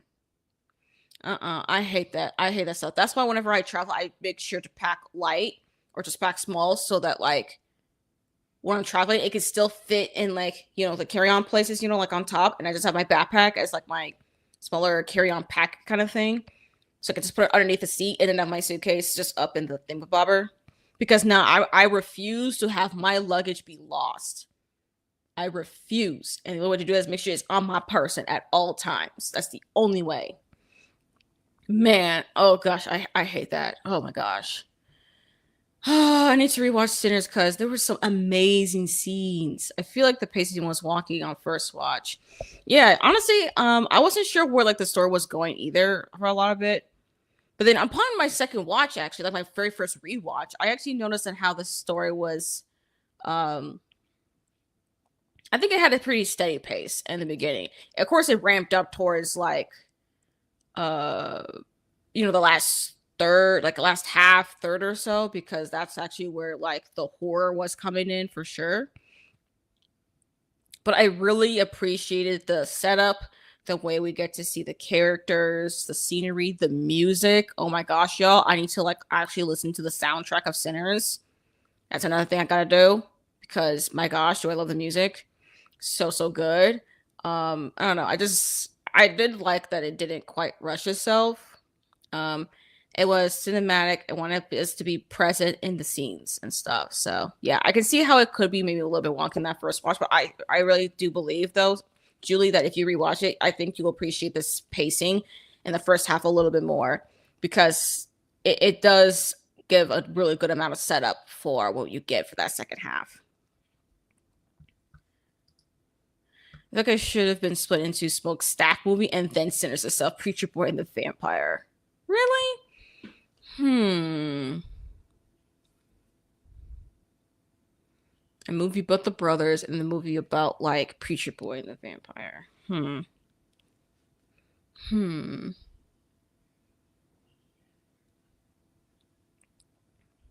I can kind of see where you will be going with that one, but I do think it's just I actually think the movie really worked well when it's like together. And it's not just because of the fact that Preacher Boy, Sammy, and the Smokestack twins are related because there are blood related cousins and stuff. Um, so maybe there isn't. Maybe the movie doesn't quite have enough connective tissue between those two things as much because there is definitely a lot of love regarding those two twins and their history. But then also we have Preacher Boy, his complicated relationship regarding religion, and then also the vampires complicated relationship with religion. It's interesting there. Yeah, I can see that how that could be a bit much to do. Maybe that is one minor critique, I guess, is the blending between having that juke joint and then like the religion aspects and stuff. I could see that, but I don't know if there's enough substance if you split Sinners into two parts like that. I don't know if there's enough substance. I mean, you probably could stretch it out with Smoke and Stack. I mean, with those two, you could. But then with Preacher Boy and the Vampire, I don't really think it'll be as good of a movie without the Smokestack twins, and their influence in the film. Because especially regarding like the vampire stuff, because honestly, without those twins, Preacher Boy Sammy would not have survived at the end. Okay, he would not survive. No way, he would not. So that's why I think splitting it up like that, I don't think it will quite work. But that's just my personal opinion, though. Yeah, I'm this way. I just hate waiting for baggage claim. Honestly, I hate it. It stresses me out so much because I always worry like, oh, what if like they didn't have time to put my luggage in the plane, then or what if we have a layover and there's not enough time to transfer over or whatever. And also, I hate too when you like do have a layover and you go from one plane to another because this actually happened to this actually happened when my family and I went to Jersey, New York, and Jersey last summer. Um, we had a layover from Minneapolis to like Chicago. Is that where we were? Was it there and back? I'm already forgetting where we were supposed to be. No, I'm right. Okay, no. So when we went from Minnesota to like New York, Jersey ish, we had a layover in Chicago, and the plane from Chicago in the O'Hare International Airport from O'Hare to the airport in New York, the plane was smaller than it was when we went from Minneapolis to Chicago. So a couple of our extra bags could not fit in the overhead, so they had to be put into underneath the plane. That was irritating, and we had to wait for baggage for our bags. And it also happened the same way when we went from New York to DC. Yeah, we went from New York to DC. That was our layover before we went from DC to Minneapolis again. Same thing happened again. I think I had to. Did I get a different bag? I can't remember what happened there. I don't know. I just remember I had to put my bag underneath the plane, and I was not happy about that fact. Not happy camper about that fact. That was irritating. But yeah, I hate doing baggage claim, and I also hate when I change planes with a layover, because that's the first time I've ever had to encounter a layover before, especially going both ways. I'm like, dang, we had a layover in Chicago and another layover in DC. And it wasn't super long layovers. They're like within a couple hours, but like irritated when the plane sizes changed and therefore the space for the actual bags on the overhead changed. That was irritating. Man, went from a big plane to a small plane is not fun. I hate that fact. Anyways, cried on my first watch. Honestly, I was getting pretty emotional in that first watch. The second watch not as much, but like, ooh, I felt the music more on the second watch. The first time I was just enamored with everything, and I did feel pretty emotional, like with character wise, but it wasn't until my second watch that I got more emotional actually with the music itself. I loved it. Favorite genres of music too, right? Blues, honestly, as music genre is not really a music genre I really listen to like that, but like the way it was portrayed in the movie is top tier. Okay. The scene was incredible, right? That was like the best scene of the entire movie, that griot scene. But that's also the start of the scene. But after that scene is when everything just went to hell, though. After that, everything went to hell. Oh my gosh. But griot scene was definitely the peak right there. Ooh, was that peak. Like I said, I feel like I should rewatch it because I may be missing something. Yeah, there's a lot that was going on. Sinners is definitely one of those movies that like you really enjoy on your first watch, but then you start to appreciate a lot more details upon the second watch. And you know what? Not a lot of movies that are like really, really good upon first watch are even as good or even better on the second watch, which I have realized actually as I've been watching more and more movies and rewatching TV shows, watching TV shows new for me. Upon the rewatch, sometimes with the rewatch, you appreciate more details. You find more things that you like, or you find things you don't like. Which is why when it comes with like commentary, like movie commentary videos, I personally don't really like those kind of videos because it's just your initial reactions. You react to just what you see for the first time. Upon rewatch, if you do like a review video, especially for a movie or something, ideally, I think it's best to review the movie or whatever if you've watched it more than once. I'm not really the kind of person who will review something, especially in a video format. I definitely will not do a movie review unless I watch the piece of media at least once. Like I need to do I need to watch it twice, so therefore one rewatch. Probably best just watch it 3 times before I really review because I need like quotes and all the things. But that's just me personally. Anyways. Point being, rewatches are very, very important. I thought that the blend of genres was really interesting to have a historical drama sort of movie and then horror. What a blend, right? It was really, really good. And I also like the importance of like displaying Black people like during this time period because the film was originally taking place in like 1931.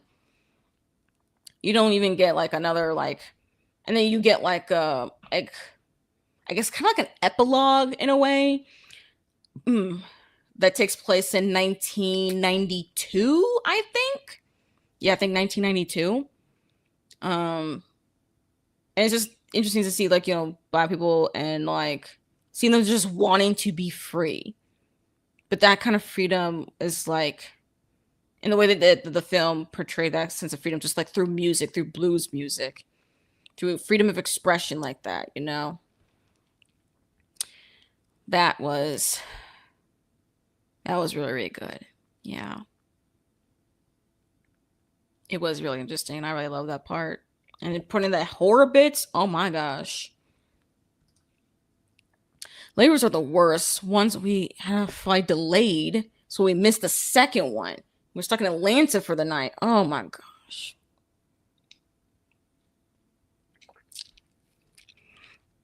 That's another thing too about layovers. Is like if your flight is delayed, that means you are stuck in the airport. Unless you have just extra money to just be in a hotel, which is kind of like weird because like you're waiting for your plane, so you are stuck in an airport. I don't know what I would do if I was in a layover for way longer than intended because my flight was delayed. Like imagine like you're on your first flight, it was delayed, so then you're supposed to have a layover, but then your delay for your first flight was delayed so much to the point that you missed the second flight. So you ain't stuck for in that airport until you can book the next flight. Man, oh my gosh, I hate that. Hey, we gotta get up at like 5 a.m. the next morning. I hate the Atlanta airport. Oh my gosh, man. Nah, mm-mm.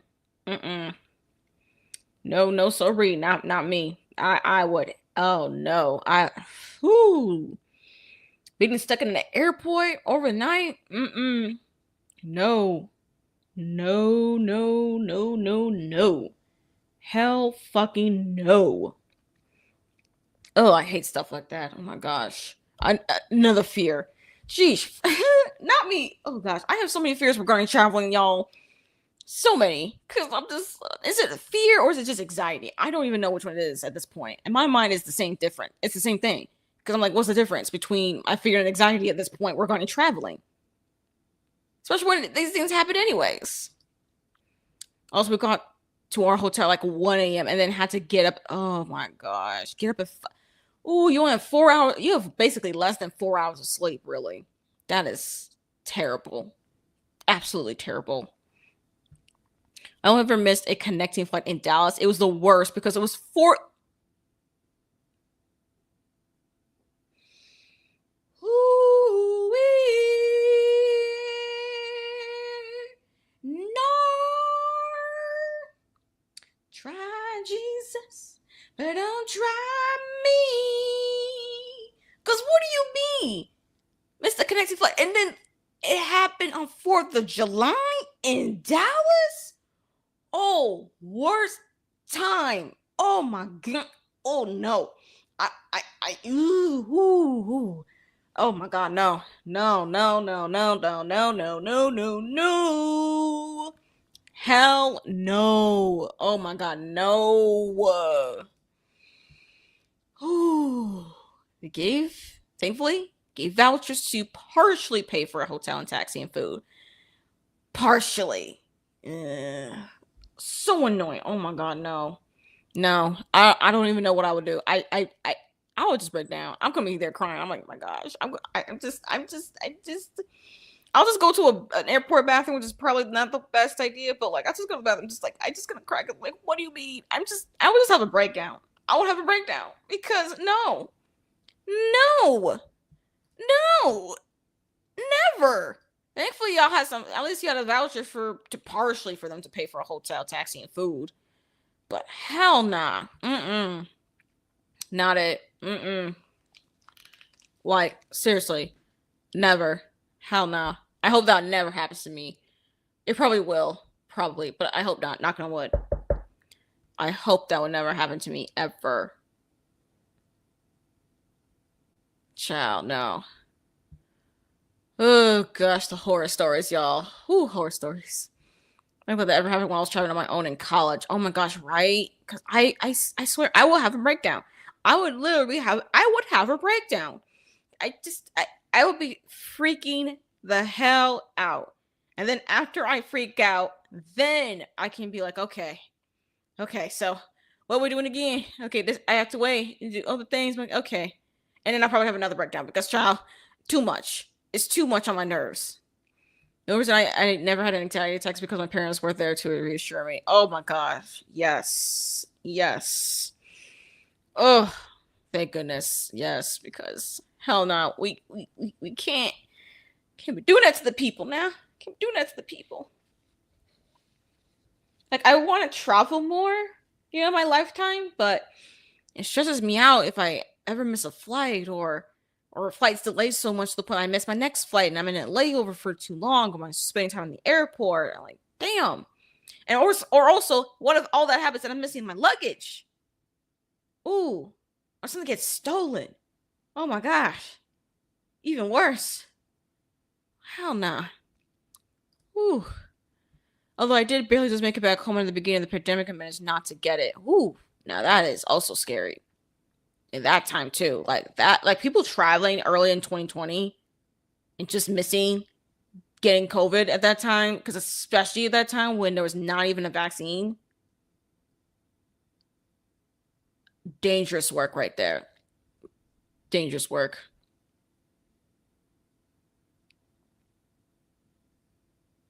No, okay. Good afternoon. Hello, Elena. Salutations, salutations. Are you here to read? Are you here for vibes? All the things. Just, let us know in the chat. Speaking of chatting, we should start our next sprint, I think. Let's see. It's already 4:40 p.m. Central. I think we should sprint until I think 5:45. Because, why not? Which would be 6:45 Eastern. Yeah, that'll be a little bit more than an hour.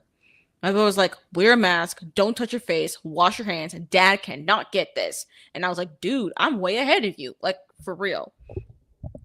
Like, oh my gosh, Nat, you were definitely prepared to wear a mask, don't touch your face, wash your hands often. Especially if you are near people or like your family has anyone in your family is immunocompromised. Oh my gosh. And like I know that nowadays even like you can still get COVID, but thankfully there is a vaccine, so like you can still protect yourself from COVID and like you can update, have updated vaccination. So like, you don't get COVID, but like I still don't want to get COVID again. Even with updated vaccine and everything, I don't want to get COVID again. That's why I still like wear a mask whenever I go out and about and stuff. It gets harder though to do that in the summer because especially now it's so hot and humid and stuff, and I've been outside more. But like, still got to like wear a mask, especially when I'm around other people, not touching my face. Make sure I wash my hands with soap and water often so that I don't spread the germs and stuff. All the things. So yeah, always important to do it then, but also now. Reading The Spell Ship by Sarah Beth Durst. Okay. Are you enjoying it? I read that one last year. I didn't particularly love it, but I'm curious if you are enjoying it. You're good. I was paranoid about getting sick before COVID. Like that's the thing too. Like even before 2020, people still got sick while traveling because of colds or pneumonia or something or whatever diseases that they get whenever they travel. Yeah, like I hate getting sick when I'm traveling. I just don't want to get sick in general, especially when we even went to Jersey and New York last summer. Everyone in my family made sure that we were wearing masks when we were like in the airport and in the plane, especially airport and plane because high contact people also recycled air in the airplane. So make sure I was wearing a mask for that one. Make sure it was one of those thicker masks. So like extra protection and stuff. I think a couple of family members though still got sick, especially on our way back. On the way there, maybe someone was already sick. I can't remember, but it didn't get worse though, which is good. But still annoying, regardless, because I hate getting sick when I travel. What are you reading today? Honestly, I don't know if I will be reading, but the idea is to be reading Volatile Memory. Will I actually read that today? I don't even know. I don't know. I already read like 2 books for this readathon, so my brain is like, can we meant to like tap out right now? I love The Spell Shop. Of course he did. Glad. Yes. Cool. I, in fact, have a history of getting sick while traveling. I got sick both times we went to Italy, and the first half of those trips were awful. Oh my gosh. Yeah, I can only imagine. Like, I don't want to contact something and bring that to wherever I'm traveling, and I definitely don't want to catch something when I'm there and I'm traveling back home. Because, I am making sure I am healthy as I can be. That's why I make sure I have enough hand sanitizer, clean masks, and also lotion for the amount of times I'll be washing my hands. I need to make sure I have my hand lotion because, yeah, we can't have ashy hands out here in these streets, okay? No matter where I am in the world. Excuse me, but that definitely sucks though, Nat, on being sick those two times you went to Italy. I hate that. All right, since we got a couple more people still here, we should definitely start the next sprint. So yeah, we'll just sprint until like 5:45 Central, 6:45 Eastern. Alrighty, coolio. So yeah, happy breeding, productivity, all the things. And here we have a cozy fall coffee shop ambiance because we need fall, y'all. We're manifesting fall weather here. And I need it because it's hot and humid and the central heating and cooling system in this house is not working properly. And I'm hot. So I need something to show that I'm cool. Okay. So here we are. Okay. See y'all later.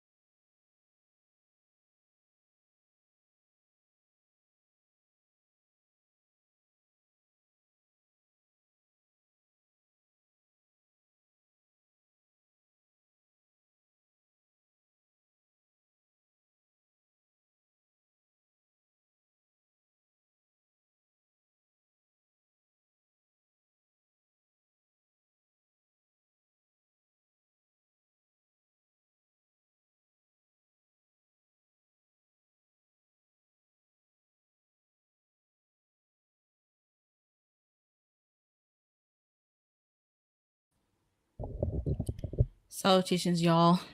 That was the end of the second sprint.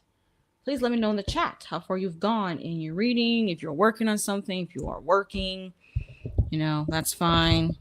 Just, say hi. If you just came in, also, don't be afraid to say hi as well. You don't have to participate in this readathon to participate in these sprints or say hi or chat, whatever. So, I did not read at all during that sprint. I was just finishing up not reading. I was finishing up watching Gavin's vlog when he went to Mallorca, and he was reading A Part of Your World and Say You'll Remember Me by Abby Jimenez, and his thoughts on those books. It did make me realize that, Abby Jimenez is definitely not going to be the romance author for me if I were to try reading any of her romance books. Regardless, it just does not sound like the way he was describing the writing style and like the way Abby Jimenez explored the romantic couples. They don't seem something for me. So I'm not going to even try with Abby Jimenez, like at all. At least with like Emily Henry and all, I kind of got a sense when I was reading People We Meet in Vacation like 4 years ago about the romantic stuff, even though it's not my preferred, but like I kind of got it. I'm very much curious though with Funny Stories, since this is a unique situation of like two people who are broken up with their partners and those exes getting married, and they've been invited to the wedding, which is literally a wild thing to do, not gonna lie. And they decided to just see if they can fake date themselves, I guess, whatever, to show that, their exes, like, hey, well-adjusted individuals, not experiencing heartbreak or anything, even though there's nothing really wrong with that, because, like, that's totally messed up. But, pride. So, yeah, Abby Jimenez does not seem like the romance author for me. And, yeah, I really am, like, as I am reading way more romance as the years goes on, I have definitely found that, like, the kind of romance that really works for me is really hard to find, because what I appreciate from the romance genre is not something that is easily executed. Which makes sense, it's not just romance, but also even fantasy as well. What comes to fantasy, I love me some world building and character development, but to balance that out is not easy to do, even though I've read so much of it. I've seen it happen, and I've seen it succeed and fail in varying degrees. But that's just fantasy. There's also sci-fi, horror, all the things. But specifically with romance, romance is a literary genre. Actually, not just literary, actually. It's just a genre as a whole, like romance books, romance TV shows, romance movies, music. Like, romance as a genre, no matter the medium of which the story has been portrayed, is a very character-driven, emotionally intense story. And in order for the viewer or the consumer to be invested in, to understand and really believe that, to appreciate, you really have to know your characters, their strengths and weaknesses, and to communicate that, whichever medium you go about that, in a way that's, depending on who you are, can really work or really fail. And of course, we have our tropes and things like we know, like, oh, plot beat. If it's like this, like that, whether you mix it with other genres, you put in some other tropes in there. The idea is that, these two people are supposed to, or multiple people, was poly, are supposed to have a happily ever after, or happy for now. Like, they're supposed to be happy by the end. We're supposed to know, like, oh, these two are going to get together at the end and hopefully stay together. That's also the point there, too. Unless the author says otherwise, and then that's where we get love stories and not romances, where it's about the romantic contention, romantic connection and all that, but they don't quite end up together. Or maybe they realize they're not meant to be together. Then that'll be a love story, and, people with romance versus love stories, how, romances are love stories, but not all love stories are romances, all of this stuff. But I don't know. Just like thinking about Gavin and like reading Abby Jimenez, and then me, who on Instagram was ranting about Sweet Heba Bolola, I really realized I'm like, what I personally expect from romance, what I love like why I love to read romance. Am I a romance reader? I don't quite want to say. Not yet. I don't think I won't quite call myself a romance reader just yet. But I'm definitely becoming more acquainted with romance as a genre. So, for me, it's just a matter of just like thinking, dang, I really do love romance, but like I'm really realizing how specific romance has to really work for me. I don't know. I want to like really write out my thoughts, and I kind of want to make a video about my thoughts on why I read romance, especially as someone who is aromantic and asexual. Because like I don't know, when I do think of romance in just the media as a whole, not just in books, there's a lot to discuss regarding like, sex, intimacy, desire, and all that. But then if you read that, and you experience that for yourself, you will have a different perspective than someone who does not. So like, yeah, what is that? Is that new vent stuff? Filter. Okay. Hmm. Yeah, sorry, I just got distracted. Yeah, but my brain is pondering that now that I'm reading more and more romance. And now I'm really thinking about it. I'm like, yeah, I really do need to make a video actually about why I read romance. And I really want to like go in depth. Eh. I mean, will it be a good video essay? I mean, I don't know. I need to stop thinking of the essay itself being really good. I just need to be honest. I'm just gonna start there. And also, do research as well. My own take on literary analysis. Yeah, I've been wanting to, write an essay regarding, my thoughts and relationship with romance. For a while, it's been pretty negative, but then I don't know. I started reading more and more romance still, and then I find more and more romance authors that really work for me, and then I'm realizing why other romance authors don't work for me, and it's actually very eye opening. Now, can I do that kind of a deep dive with every single genre I get into? Honestly, no, I cannot even do that with horror. Maybe one day I could do that with horror, but right now with romance, this is I don't know something I'm really am thinking about. Hmm, definitely something to just think about. Anyways, let me just catch on these comments. Mm. Hello, Cherie. Sprint hopping and hugging the like button will back keep me back after hugging other like buttons. Well, thank you though for hitting up the like button. Finished that reaction video, did a couple Korean lessons, and did my monthly migraine injection, which I'm still moping about. Oof. Hmm?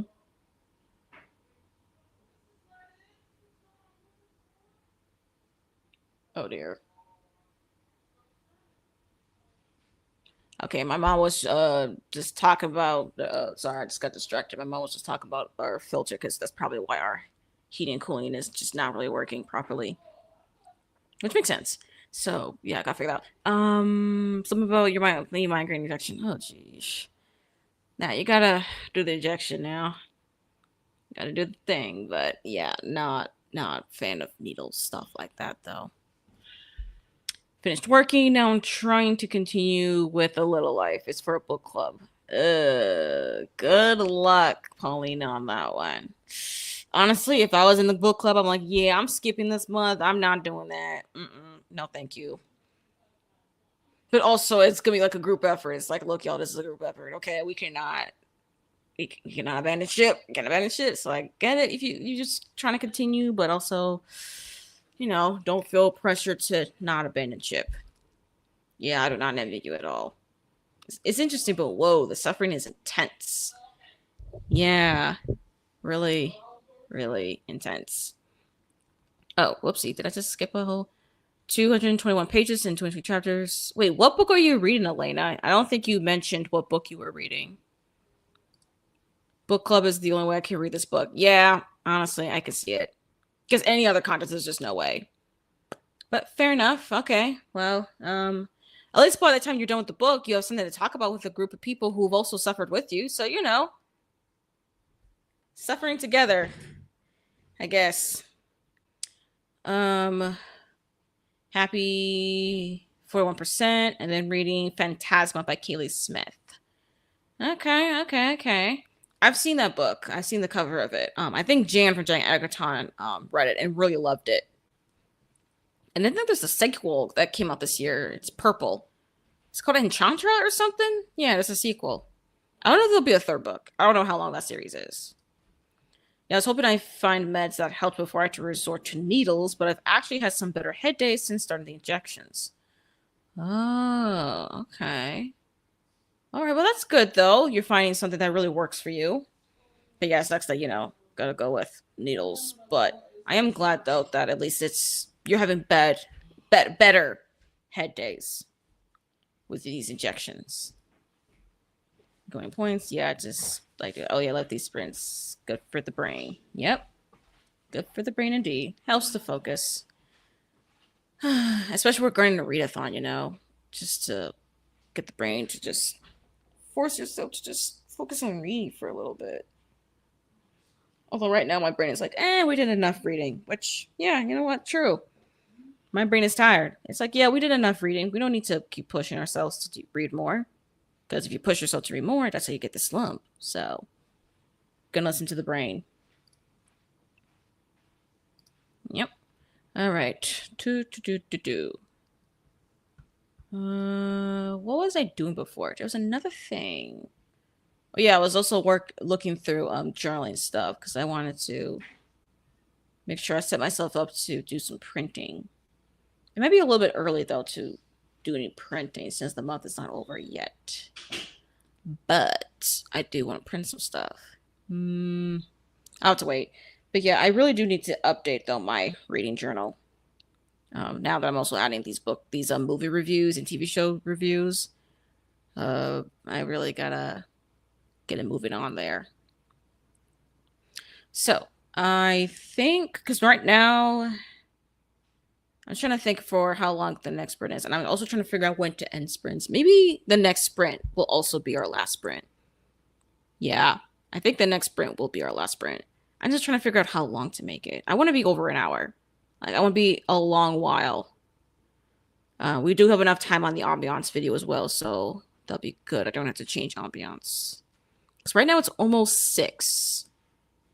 So if I do an hour, 7, maybe 90 minutes. Yeah, let's do a 90-minute sprint. Okay. Oh, hold up. There we go. Okay, we'll do final sprint.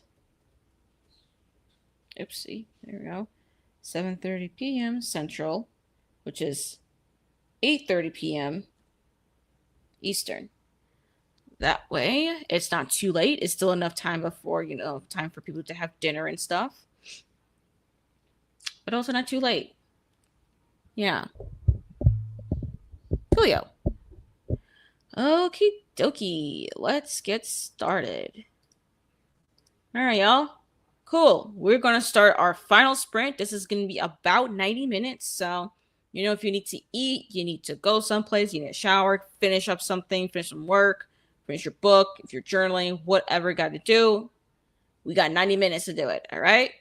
Cool. Let's one last push here. All right. Happy reading, productivity, all the things, and see you at 7:30 Central.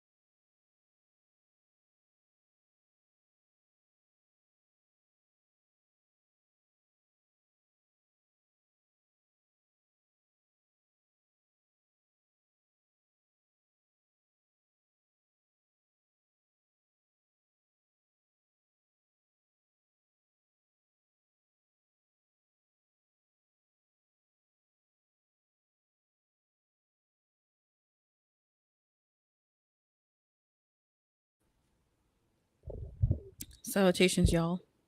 That was the end of the third and final sprint. For these sprints, please let me know in the chat how far you've gone in reading, productivity, chilling, did you eat food, all the things. I was just eating a Rice Krispie treat, and now my finger's a little sticky, so be right back to rinse this out.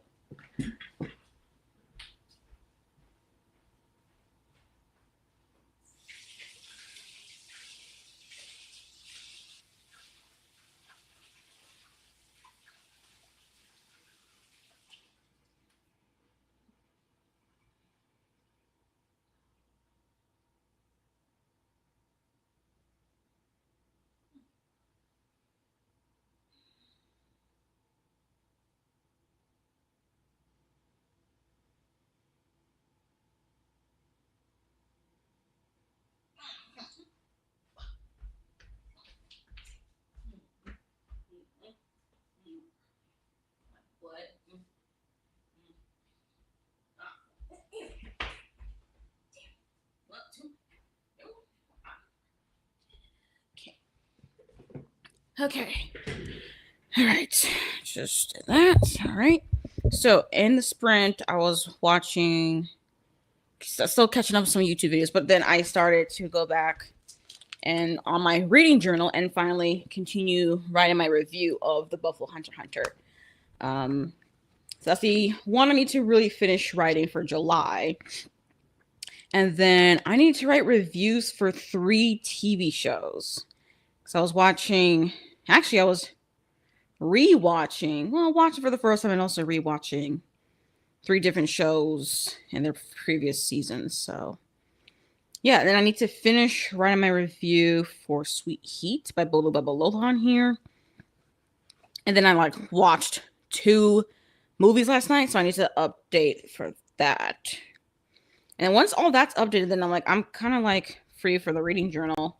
Well, now a media journal until I finish a book or watch another movie or whatever, or finish another TV show season. As far as TV shows, I really want to hold off on watching more TV shows until next month. But also, I'm kind of in the mood to watch something that's new. Just a little bit. Small. Yeah, and also I'm thinking about also I was also thinking about my permit test, because actually in the last couple of weeks of July and the first week of August, I have been taking driver's ed, and I use this handy dandy traveler's notebook here for my note taking. I do need to do a little bit of more refreshing and of my memory of all the notes and stuff, because I'm taking the permit test on Friday, and I'm really looking forward to that. That way I can, take the test and I can finally start practicing driving and all this stuff, before I get to do behind the wheel. But yeah, it is recommended though to practice driving for a couple of months before you start signing up for your behind the wheel lessons. But also, I don't even have money to sign up for those lessons anyway. So I need the time to sign up to save up the money. But also, I need time to actually practice driving. My younger sibling already also took driver's ed with me. So they already have taken the test and they already passed. So they do have the paper copy of the permit. It does take a while though for it to come in the mail. So I think we'll wait another week before it actually comes in the mail, which is very exciting. That way they have their permit. And then I'm also waiting for me to take the test as well. Looking forward to all of that. Yeah. I am pretty confident though that I will pass the test, because I have done driver's ed and taken the permit test before when I was 15, 16 years old. And I passed it the first time. It's just that I didn't get to doing the road test to get a license because my permit expired. I didn't get as much practice in. I didn't finish doing behind the wheel either. It was a mess. It was a mess in high school, but this time around, I really, really want to get my permit so that I can finally get a license, so that I can actually it would be worth thinking about saving for getting a car and, and auto insurance and all that, Because right now I'm like, there's no point in me trying to worry about getting a car if I can't even drive. But like, if I can get a little more practice in, get a license, then all I have to do is just like find like a steady job so that I can actually like, save up money for a car. So that'd be nice. Because right now we only have one car for the whole family. And it's like, okay, sure, that's fine in a way, but also not. So really nice to see. Really nice to know that I am one step closer to getting a license. Looking forward to that. So that's something I need to do mostly tomorrow, actually, just go through my notes. Yeah. That's going to do tomorrow.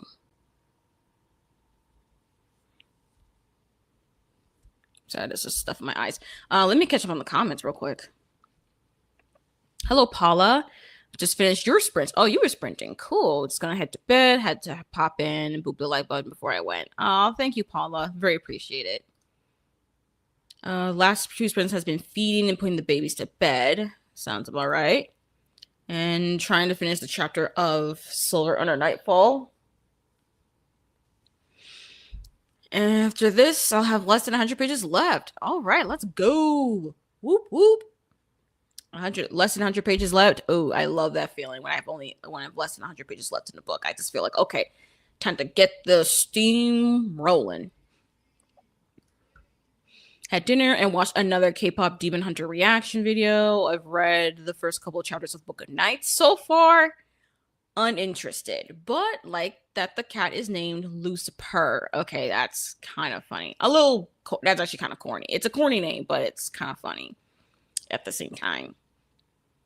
But not interested so far. So not the greatest sign, but hopefully some room for improvement. Someday I might get a driver's license or not. I mean, depending on your situation, you don't need a driver's license. For me, I definitely need a driver's license at this point. It just will make things easier on our family if we just have more than one person who can drive. It also be even better if we have more than one person who owns a car, but, baby steps. I love a corny name. Honestly, I get the appeal. Some corny names work for me. Other times I'm just like, okay, you went from corny to just being straight up cringy. But, corny name's a corny name. Lucifer is corny, but I think it's in the realm of funny. One of my favorite Animal Crossing characters is a cat named Pearl. Okay, you know what? That's like ultimately corny. Oh my gosh. So corny indeed. But hilarious though. That's true. It is indeed very, very, very funny.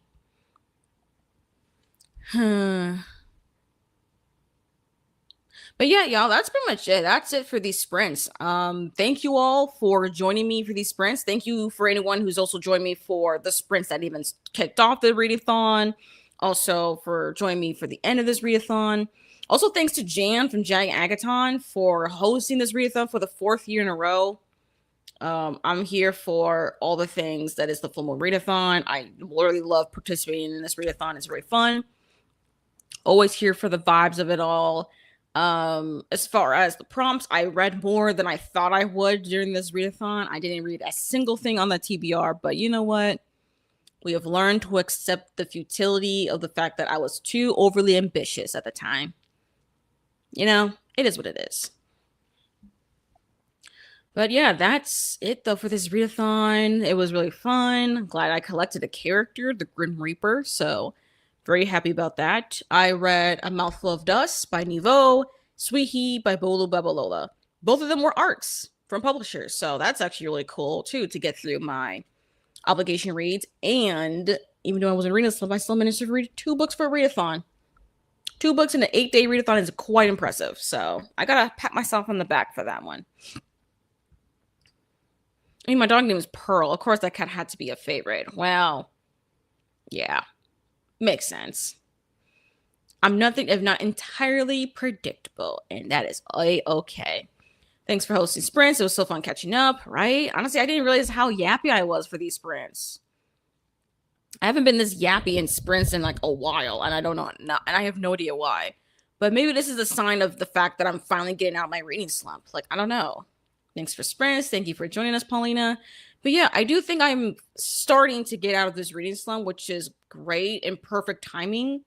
But I think one of the reasons why July was just such a flop was the fact that I wanted to participate in 2 readathons in 1 month.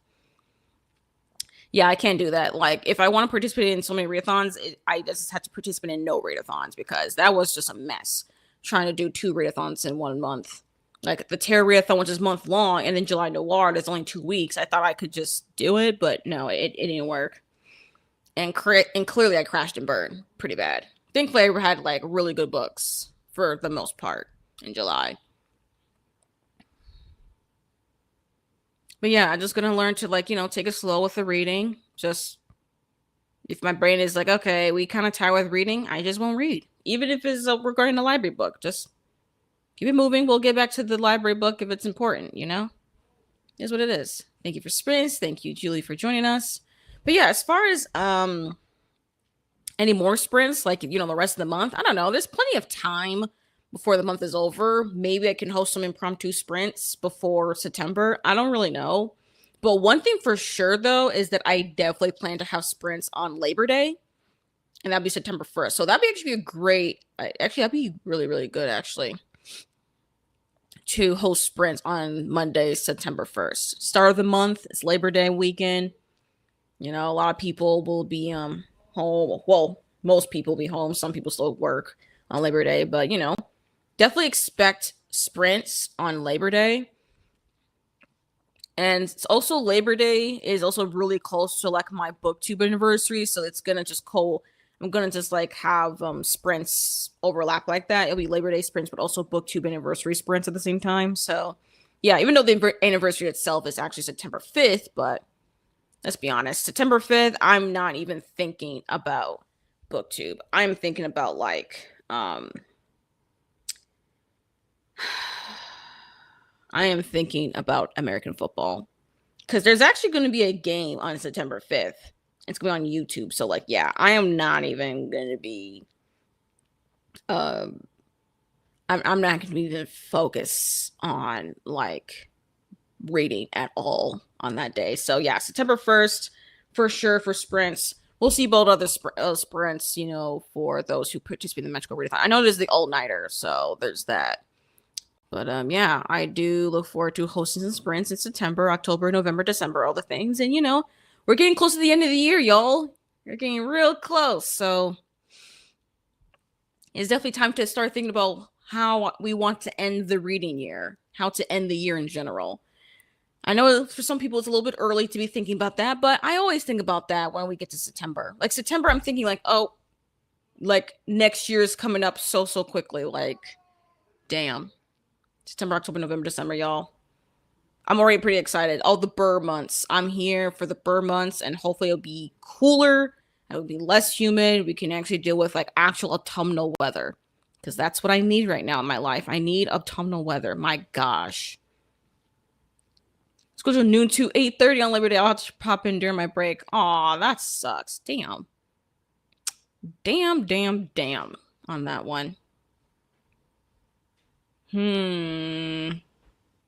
Maybe then we should hold sprints on the 31st then, because I want to make sure you pop in though, Nat. You know what? Maybe we should just push. Maybe we'll have sprints on the 31st instead of September 1st.